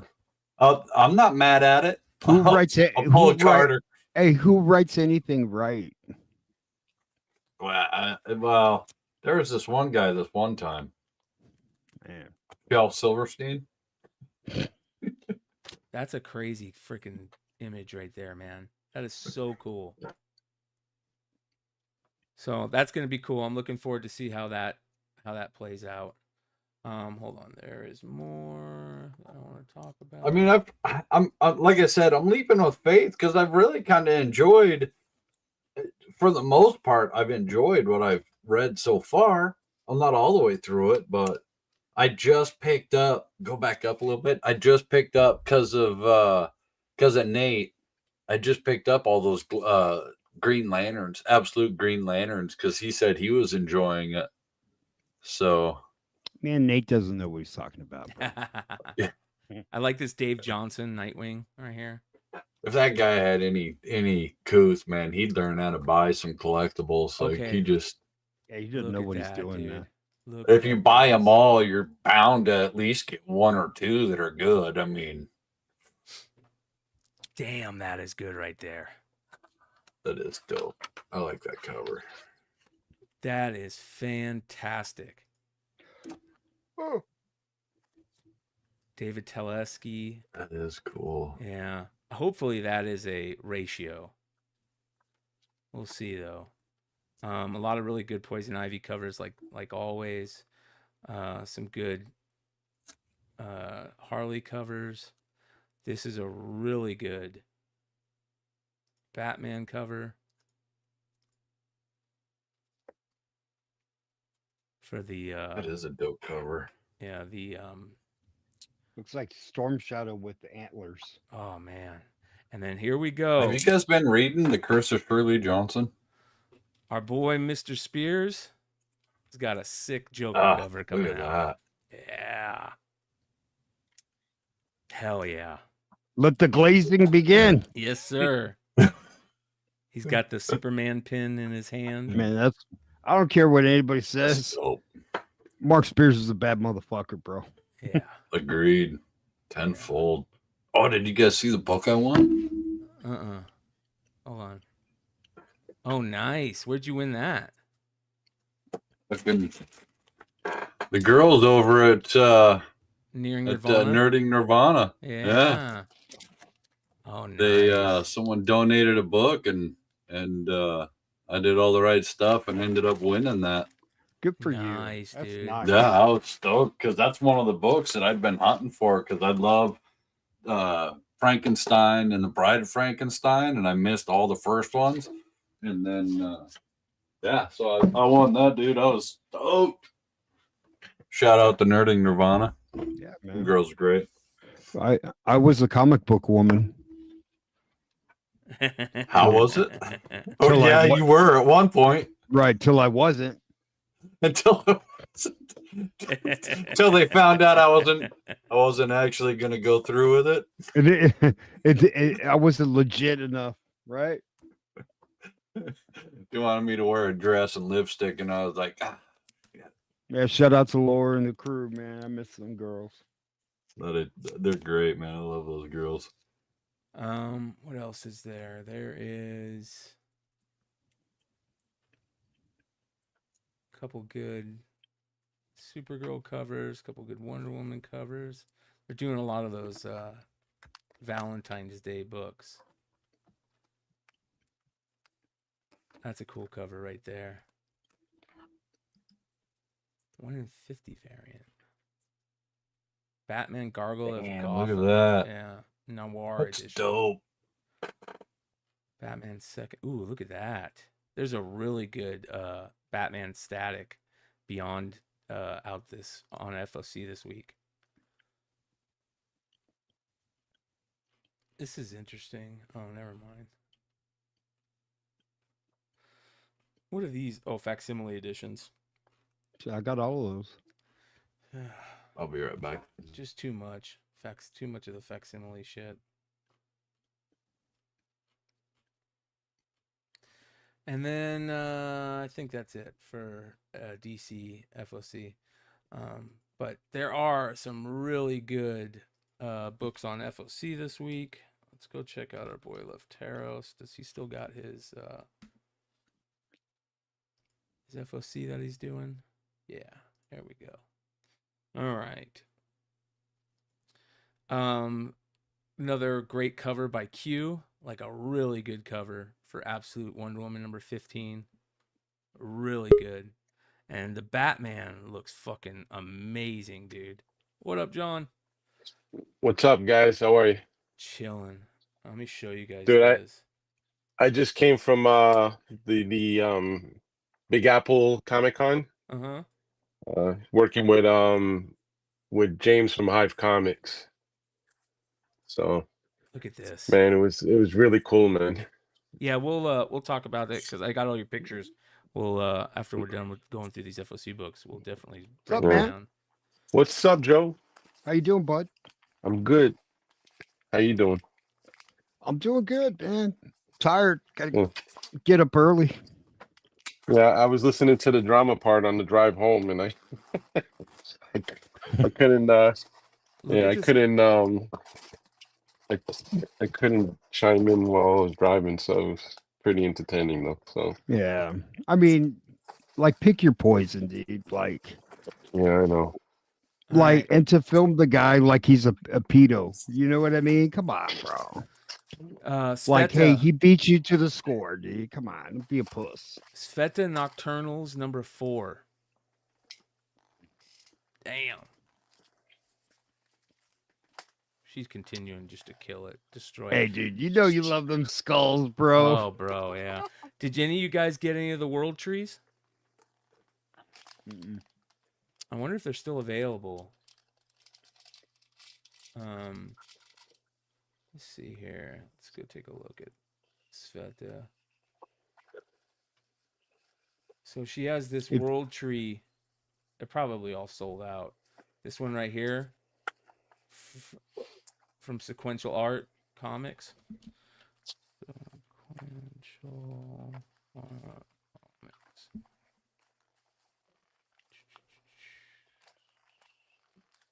They sold out. Oh, they're still available, you guys. They're limited to 400.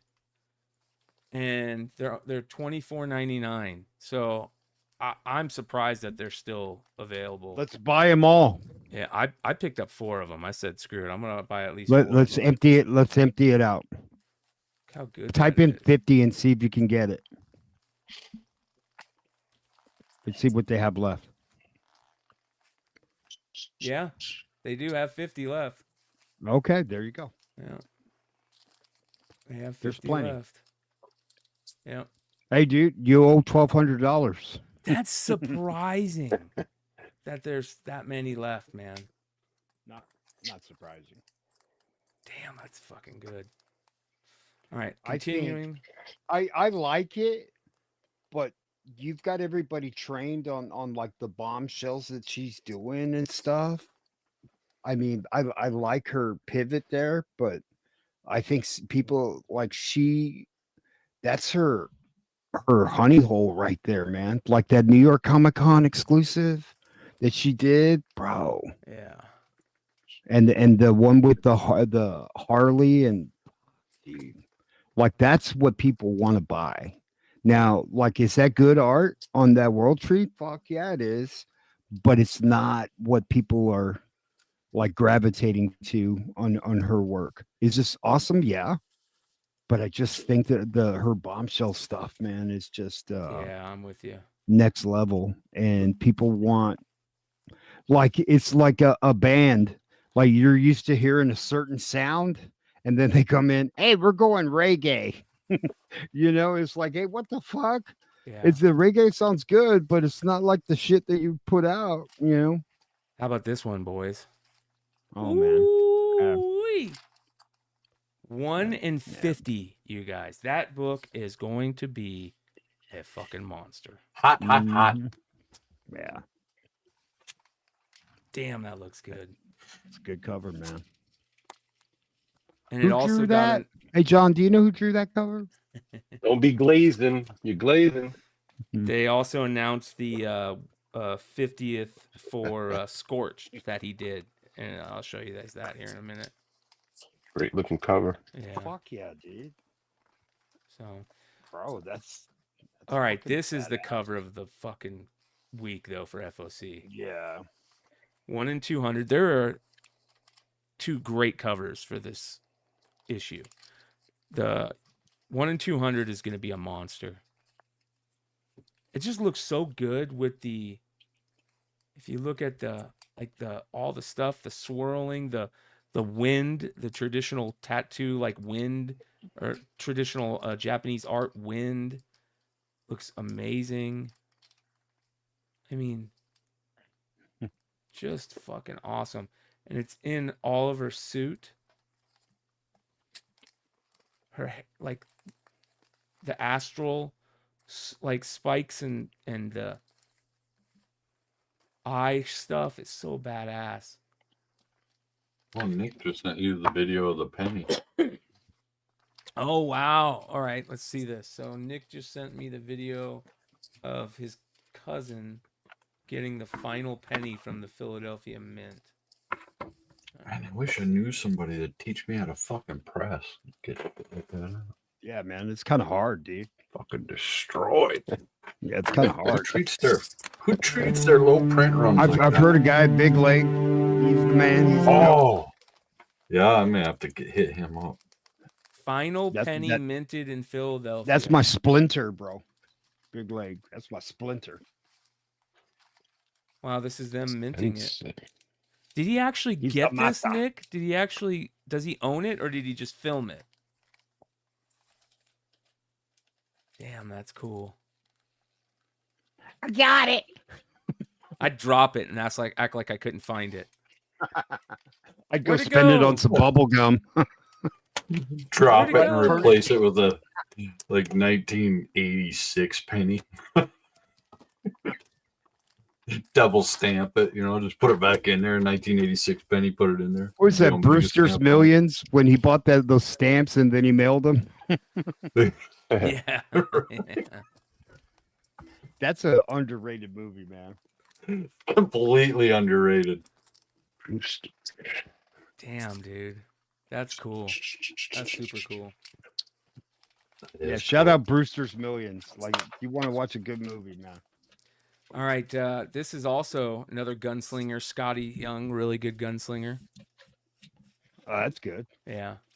It's the connecting covers he's doing. Also, this Raymond Gay spawn's really good. Dope. And then look What? at this Is that a gay spawn? What? Yuletide number 3, cover C, the 1 in 10 Ito. Now, all of Ito's stuff is just going crazy right now. This will be a big hit too. Beautiful. His Ghost Pepper. Great. Look at this. Look at the prices. Oh, the Ghost Pepper book. Oh, Yeah, bro. dude, that book has gone nuclear. Ito variant. Oh, he minted it. Oh, that was his. Oh, his cousin did That the was his minting. nephew. That's cool. Nephew or cousin? All right, so look at the prices on these Itos. I mean, they're all going for a decent amount. Already pre-selling that one. Ghost Pepper, $325. That's cover of the year candidate. Yep. Look at that 25 for the Battle Beast. Somebody got one for 125. Nice. Y'all score. don't forget cover of the year. Don't forget to vote cover of the year. Don't we got forget. that. Yeah. 250. That Godzilla is pretty good. We got to find out what is Ito's first. Dude, look at that Frankie. That's badass. Is Ito on the list, Derek? We got to see if Ito's on the list. I love a good Frankenstein cover. Look at that. Yeah. So that must have been sponsored. So correct me if I'm wrong, but I was doing some digging, and supposedly if it's product of Universal, you can use Frankenstein's neck bolts, and if it's not, then you can't. So you can Mark do a explained Frankenstein, this but to you us. can't use the bolts. Mark explained this to us. You can't use the neck bolts. You can't use Dracula's Jewish star, the Star of David necklace. You can't use red on the interior of Dracula's cape. Yeah, there's a couple of things that you can't do. Crazy. Stupid. What is Ito's That's like first name? Target owning the word Judge. His first name is Judge. So Derek just put it in. He said the first you could find is G.I. Joe number 9 cover E, the 1 in 50 Baroness, it looks like. So yeah, his that's first dope. name is Judge. For those of you guys that don't know, this is the list that I've been working on for years. Derek's been helping me on it lately. It's the Beyond Wednesday's Comic Creators First list, and it's just got a ton of all of your favorite creators, their first published work, the first time they did any character they're known for, their first covers, their first time they've ever written or drawn, a certain character they're known for. It's just got tons of Night, Nick. Have a good night, buddy. What's up, Blue Green? a lot of crazy stuff. So what's up, Alex? What's up, Derek? All right, What's real up, Nick? quick, let's go check out our boy Billy at Economics and Comics. Make sure you guys go Skyboard Samurai. economicsandcomics.com. He's got all the great little bundles going on. Alice Forever After, you guys, is going to be a farming ground for some of the best covers in comics over the next year. Because it's boom. There's going to be so many good Alice covers, and there's so many great characters to do. So that's going to be great. Issue number 1 for that is coming out. Is there a cool variant for that? Let's see here. I can get behind that. I could see that happening. Yeah, here's the 1 in 50. Campbell doing one. Yeah, totally. Campbell. But dude, that guy, Sveta, there's one Suspiria. guy, he's a huge Campbell fan, but he never shows up at like New York to go meet him or anything. Hey, man, come on. Oh, Dude, this I is saw that cool. video, almost started crying, dude. Look at that. Glitch. What the fuck is that? Some new character. Getting I a guess that's the glitch? new symbiote. It looks like, what was Isn't that that character in the- New Mutants? Yeah, wasn't his name Glitch or something like that? Or No. Hey, look at that Void Rivals, We're dude. about, we're about to get to that, Hood. That's Ben Bro, Oliver. Ben Oliver is doing all of every comic you can think of in that Warlock. style now.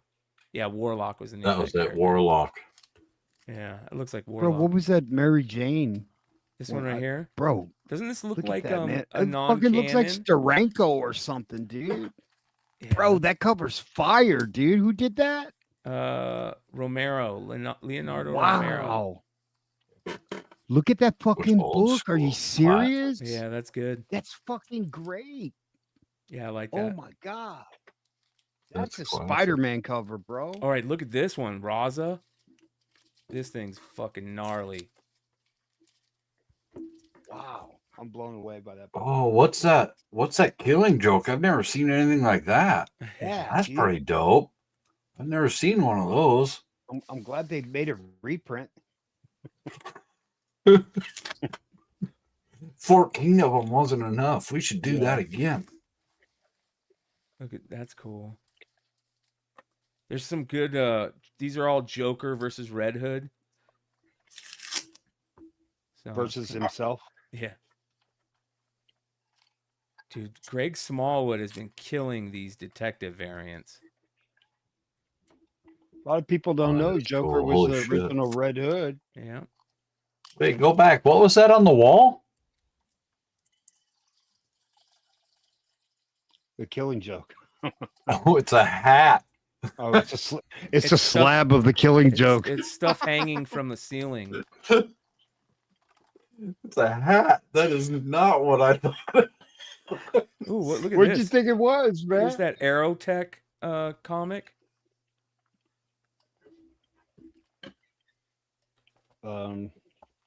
That's interesting. Make it look old.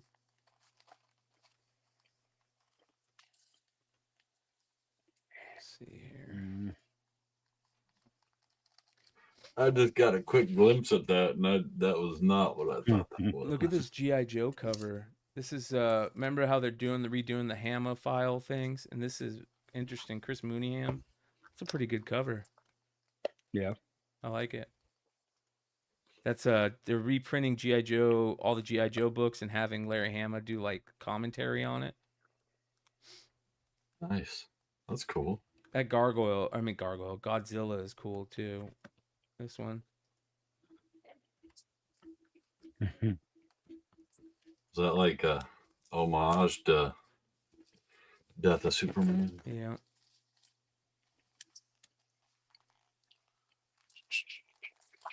Dude, that Amazing Spider-Man, I gotta get it. Yeah, that was a I good love cover. that book, man. That was really good. I Saw Santa. This is gonna be a cool storyline.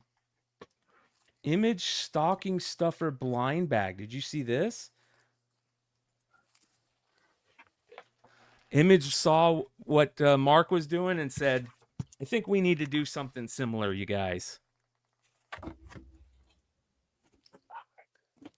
Each blind bag will include one rare ratio variant guaranteed to be at least a 1 in 25, but could even be a 1 in 100.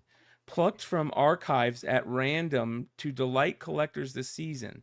Some of the series whose incentive ratios may appear include artificial art, like all the books over the last year. They're just grabbing Ghost Pepper. So you can get a Ghost Pepper 1 in 50 in there? Oh, Skin Breaker.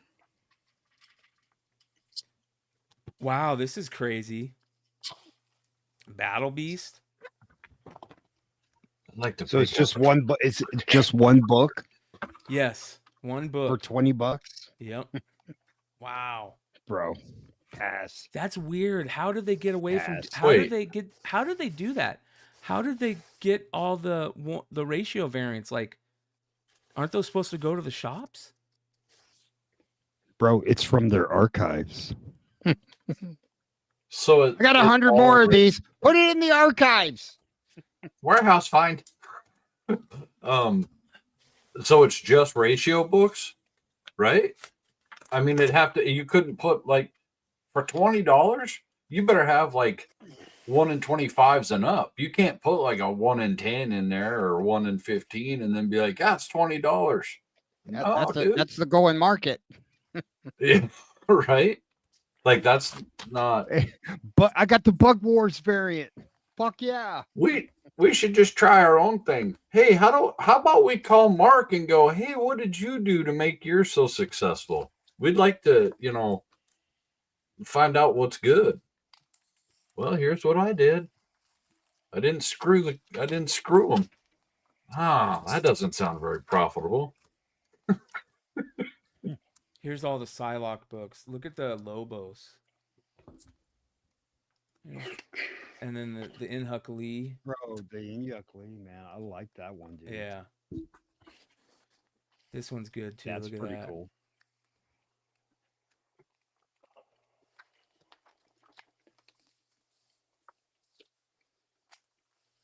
The Scotty Young. That's kind of garbage, to be honest, for Scotty. Red Sonja. Oh, here's the Red Sonja blind bag. Let's see what's in the Red Sonja blind bag. Each blind bag includes 2 copies of the issue, both of which are exclusive to the blind bag. 1 blank and 1 of 5 unique variants. So there you go. That's actually kind of cool. You get a blank and a variant. Yeah. That's better than 1 possible decent ratio at 20. Skinbreaker number 4, great comic. All right, Spawn has that Raymond Gay, and look at this. Dude, that's sick. Yeah, that's fucking creepy as shit, dude. Christmas Eve release with that Christmas tree in there like that, dude. That's dope. What up? What up, Yee? Yee! Dude, so not to derail the show or anything like that, but I have the craziest pickup or mail call box opening. I don't know what you want to call it, but it's funny. I'll wait until you're done with FOC. Here you go, Hood. This is the Ben Oliver. He's doing covers for all. Damn it, you guys won't let me go, dude. Shit. What's up, you? What's up, Hood? Stick around for a little bit. Look, it's Ray from Star Wars, bro. That's a good cover. It's Daisy Ridley. Are you fucking serious? He's doing. Come on, bro. Bro, Ben Oliver's doing covers for all those now. Yeah, I know, but that's just like a Daisy Ridley swipe, dude. Hold That's on, wait her. till you see this one. There's another one. Look at this one. They'll make me find that photo and fucking superimpose it. You know what I mean? 1 in I don't wanna 25. shit. It's AI. It's all AI. It's that new pencil AI. There's one more Ben Oliver I gotta find. I'm too tired to fight with these people. Look at this 1 in 15. That's badass. Dude, that's sick. Yeah. Dude, Maleficent has really had some great covers. Yeah. I gotta go, guys. I'm Later, serious. bro. All right, later, Joe. Wait, what'd you pick up, Yee? Hurry up. Okay, real quick. Dude, they mailed me one anyways. What Oh, the hell? wow. Whoa. I got refunded this, and it's literally like my same order where I have two other boxes of this. So I don't know what the hell is going on, why I got this. I should not have this, but They want to see if you'll keep it, dude. It's a that's what I'm trick. saying. That's why I'm showing on the that's what I'm showing on the podcast, because I would assume that Eben still like kind of watches or whatever. So let me know who I return this to, because I was refunded. So Well, but, you know, Evan did hit me up. He did hit me up, and I just saw it the other day, and he asked me. He said, "Hey, I'd love to send you one. Just tell me what you think about it." And I just saw it, so that's kind of interesting. Yee, please mean, return is that it- to does it have Solo that Wookie, Does it have that comic Maricopa, book smell? Arizona. I mean, I have an extra. If it's the same order that I ordered originally, I have the standard, regular print ones, and then 2 fluorescent sets or whatever. So Nice. I have my 3 sets that I think it's kind of funny that I got refunded and then I still got shipped it. I mean, if that tells you how broken their system is. I mean, I don't know if that's a Kickstarter issue or if that's like on them. I would assume it's on them. Dude, this cover right here. Maybe is they wanted you to fire. have it, and they're killing you with kindness.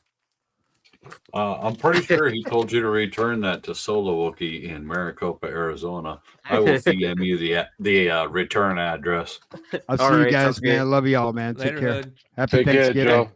Just send the Peace. shipping label my way, Because I'm not I paying will. for it. I'll pay for ship. No, I'll pay for shipping.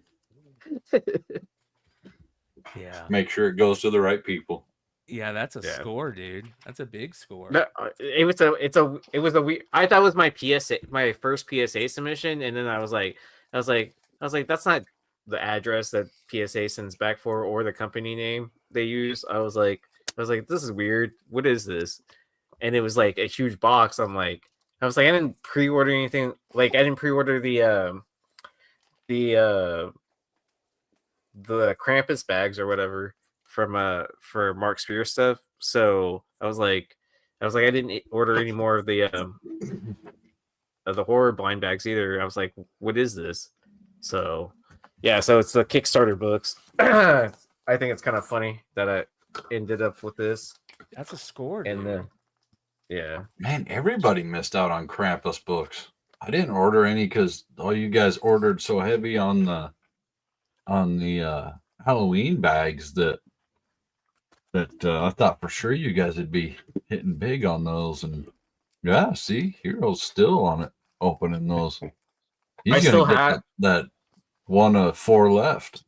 I ordered quite a bit, and I still need to sell John 10 and sell Stein 25, and I haven't done any of that. Well, you can send me that box you just got. That'll make up for it. All right, so John, tell us about Big Apple Con. What was that like? It was actually pretty interesting. That's Carbonero's show. Yeah, that's the one he does once a year. This year was a little different. I didn't set up as a dealer. I was a CGC witness, and I worked with for James from Hive Comics. Me and James had a ball because once that was over and we finished kind of walking around, getting some personal items done, whether it's signatures. Oh, that's Sozamaika. Yeah. She signed this book that I'll show it to you when you finish with the photos. But we walked around, got a few things done. That's Polito hooking me up with a Evil Ernie sketch on a Monsters blank. Oh, that's sick. Yeah, and then after that's James with Polito. He was doing a boatload of books being signed by Polito there. Bryan Polito is just one of the best guys, man. I met him back in that's me and Blind Adam. Blind Adam was a trip, and that's the guy who writes that's the guy who writes Harriet Tubman, that book that Demon oh my Slayer. God, that guy wants to be on your show so bad. He wants that that Harriet Tubman got optioned. Yeah. And they actually have the girl who's gonna play the lead, star from the book. I love the Flops Comics cover from that. Yeah. So he was already telling me who the actress was, and it sounds like it's going to be really, really something, man. And so we were talking, and he was just like, he said, dude, give my information to Bryan, man, and see if he can invite me on the show. I'd love to talk about, the book and what's happening next with it, and also the option and who the actress is playing his lead character. And he's a super, super nice guy, man. I really had a good time talking to him. Oh And, yeah, we can't have him on the show then. There's no nice guys on here. Yeah, well, but he is a fan of Beyond Wednesdays, and he was asking if I can pass along his information to Bryan Yeah, I'd and love to see if bring he him can schedule him to have him on a little bit. Oh, yeah. As long as the check clears, he's good to be on the show. Yeah. That's the only rule I always apply. Yeah, these were the 2 books that I got Sozamaika to sign, which I Nice. Here, I'm gonna put you on the big screen on that one. Yeah, this is the that new cover that just dropped that everybody's in love with. This book sold out like immediately, so she signed it in 2 different colors. In fact, there were people who saw her signing this for me, and they were just like, "Where can I get that?" She didn't even have them. She was like, "They were sold out so fast." So I just got lucky, and I grabbed 2 from my LCS, and then I grabbed these. I like the colors she chose to sign with too. Yeah, I Really got this are. from Brian Polito. I love this, man. This is a naughty and nice of Lady Death that he signed for me. I love New York. T-shirts. This is the sketch he did for me. That's Oh, awesome. that's sick. Really cool of him to do that. This was another sketch. This is Zaya Adams, Neil Adams' daughter. Mm-hmm. She has this like her own little character and book that little book that she does. So she did that for me on the Monsters blank. And then I had Brian Kong. He just absolutely killed it Oh wow. on this blank, the Monster and the Wolf. So he said the next time he sees me, I'm gonna give him another Monster and Wolf blank, and he's gonna do the werewolf facing Frankenstein. Oh, that's sick. Yeah, because he said he didn't want to do both on the same because he wouldn't be able to play with the like all the details. So we're gonna do a second one the next time I see him where they're facing each other.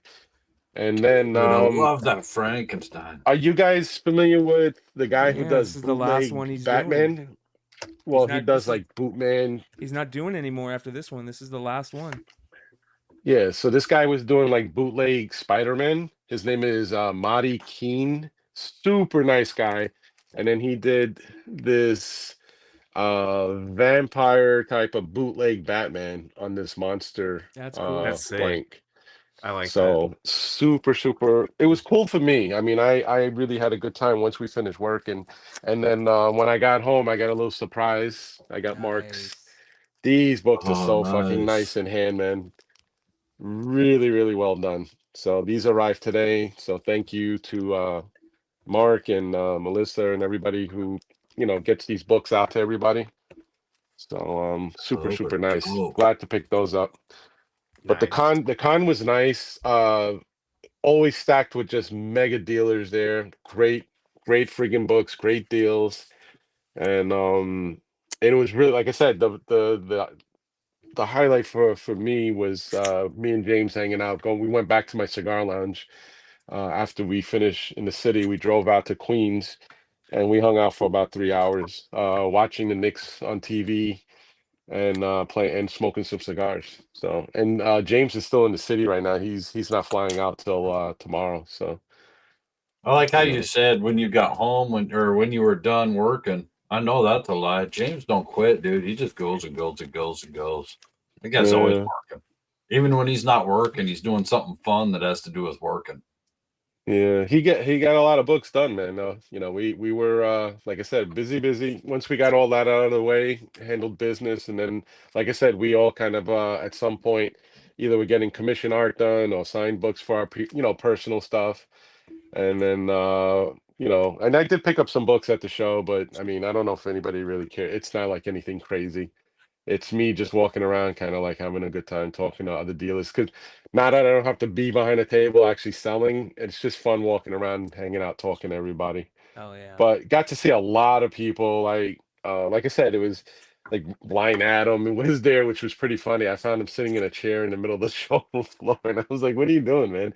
And he's like, "Oh, nothing. I mean, I'm just hanging out." And I was like, "If you need me to, you need anything, let me know, man. Give me a shout out." But it was super cool. I got to talk to him for a while, and then just a lot of other people. There's a boatload of people in New York, man, that just love your show, and they were just like, "You going out tonight?" I said, "I don't know. It depends on what time I get back," because me and James were really just we were talking it up for like I swear for like about 2-3 hours smoking cigars. We smoked two cigars, and then at some point I looked at the time and I was like, "Dude, because I had to drive him back into the city." So I'm like, and then I'm driving back home. So I'm like, dude, I said, I got to drop you off, man. I'm fucking tired, man. But that's awesome. But all in all, it was a great 1-day show. So for those that are ever in New York or feel like compelled to come out to New York, Big Apple Con is a nice show to go for people who are hardcore comic people, and maybe there's huge artists. When I say huge artist alley, they had like a whole ballroom just filled with different artists. What's his name? Starenko was there. Larry Lieber. Yeah, Larry Lieber, Stanley's brother, was there for a little while. Al Milgram. just doesn't. There had to be around, I think, around 40 people in Artist Alley. So Not bad. some up and coming and some well known. You said that Neil Adams' daughter was there, right? Yeah, her name is Zaya Adams. So I know his son also does art too as well, because he was Right. he was an artist for King of the Hill. So how many children does this guy have? Like, Well, I don't know. No, I'm sure you can Google it.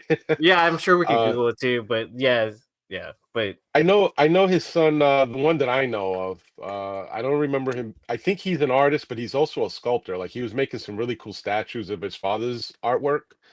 But that's that dope. was like I haven't seen that guy probably in about 15 years. So I don't know if he's what he's up to now. But and then like I said, and then Brian Pulido for me was the highlight because I used to be really like when I first met Brian in 2003 or 2002. He was just one of those guys because you gotta remember this is well before like social media days.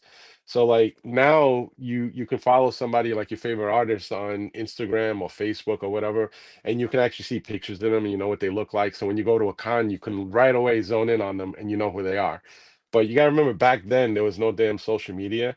So like when you walk through a con, if you didn't know what Brian Pulido looked like, you can literally walk by him like 100 times and not know it was him, unless you're really paying attention to what books they have on the table, and then you say, okay, are you Pulido? Sometimes some of these artists don't even put name tags on their table, you know. Yeah. So back then, I just remember I knew who he was because somebody introduced me to him, and I used to just hang out and bullshit with him for a while, and then he used to just like out of nowhere just give you like do a commission art in my sketchbook, wouldn't even charge. So today, I bought some of his books, had them signed. And then we were talking. He says, you getting anybody else here?" And I said, "Well, I handed out some blank monsters to get done by a few artists." He goes, "You got any more blanks on you?" I said, "Yeah." And then he took one of my monster blanks and he banged out that Evil Ernie. So I was just like, "Well, how much so I can pay your wife?" And he was like, "Nah, man." He said, "This is like the old days." He says, "It's on me, man." He says, "Just appreciate you coming by to hang out and talk." So that goes to He's a show big how fan cool he of is, man. Mark's. He loves Mark's stuff. Every time I Yeah, talk to him, he yeah. talks about how he loves Mark's stuff. Yeah, Polito's got his own show coming up in Arizona in 2026. It's called And Sworn he was Fest. As a matter of right. fact, And he was just like, we got to figure out how to get Mark over there. And I'm like, dude, I said, good luck with that part, man. Because he doesn't want to fly, I don't think. And he's passed on what? San Diego Comic-Con, New York Comic-Con, I think MegaCon. Oh, that's So dope. I was kind of trying to But tell him, I'm like, dude, I said, I think you have a pretty close relationship with him. I said, you got to talk to him a little bit more and see if you can get him on a train or something. Or what's that movie? Planes, Trains, and Automobiles? yeah. Just like, I want to see if he'll book my band to play. That'd be dope. There you go. Yeah. all right. Well, shout out to Stein for letting us hang out for a while, and thanks for everybody hanging out with us tonight. We'll be hopefully back on Tuesday on Beyond Wednesdays, but I'm not sure. It says right now that the strike has got 3 more days, so I don't know if that goes through Tuesday or not. But either way, we'll be back Wednesday night, back on Beyond Wednesdays. Ross Ritchie will be hanging out with us on Tuesday for the industry show. And let's see here. I think Wednesday we might have somebody hanging out with us too, but I gotta double check on that. A lot of cool stuff coming up. We're gonna be going out to MegaCon this year, you guys. We're gonna be hopefully gonna have a table there. So I'm gonna start, trying to raise money to get out to MegaCon like we did last time with San Diego. So bunch of sales coming up on Whatnot and eBay Live. And all those proceeds will be helping to get me out to MegaCon this year and to put my part in on for the table and all that good stuff. We're going to have hopefully some cool variants coming. Go check out bigclutch.com right now, you guys. I think there's still copies available of not only the Berserker, the Bleeding Tides, Suspiria variant, There's also copies of all the Exquisite Corpses Pete Carroll variants, including the one that just dropped, the Nurse Pete one. And then there's also, where are they? Let's see here. There was the Pete that for Racer X. Where are those pre-orders? Let's see here. Where did he do it? Must have sold out. So there you go. But go check them out. They should be still available for some of those books. BigClutch.com. Good stuff over there as always. And those will also help support Beyond Wednesdays and what we plan on doing in Orlando this year. So that being said, Bryan, I am not going out to Old Man Con tomorrow, but I will be getting a hold of you soon to meet up, though. So shout out to you. Shout out to my boy, Lord Zero, who I just dropped a bunch of books off to him the other day. He's stoked. I am going to try and go to Old Man Con tomorrow. Oh, there we go. Nice. I'm going to try and shoot up there. Not bad. Not bad. So, all right. That being said, much love, you guys. We'll see you guys next time. Adios.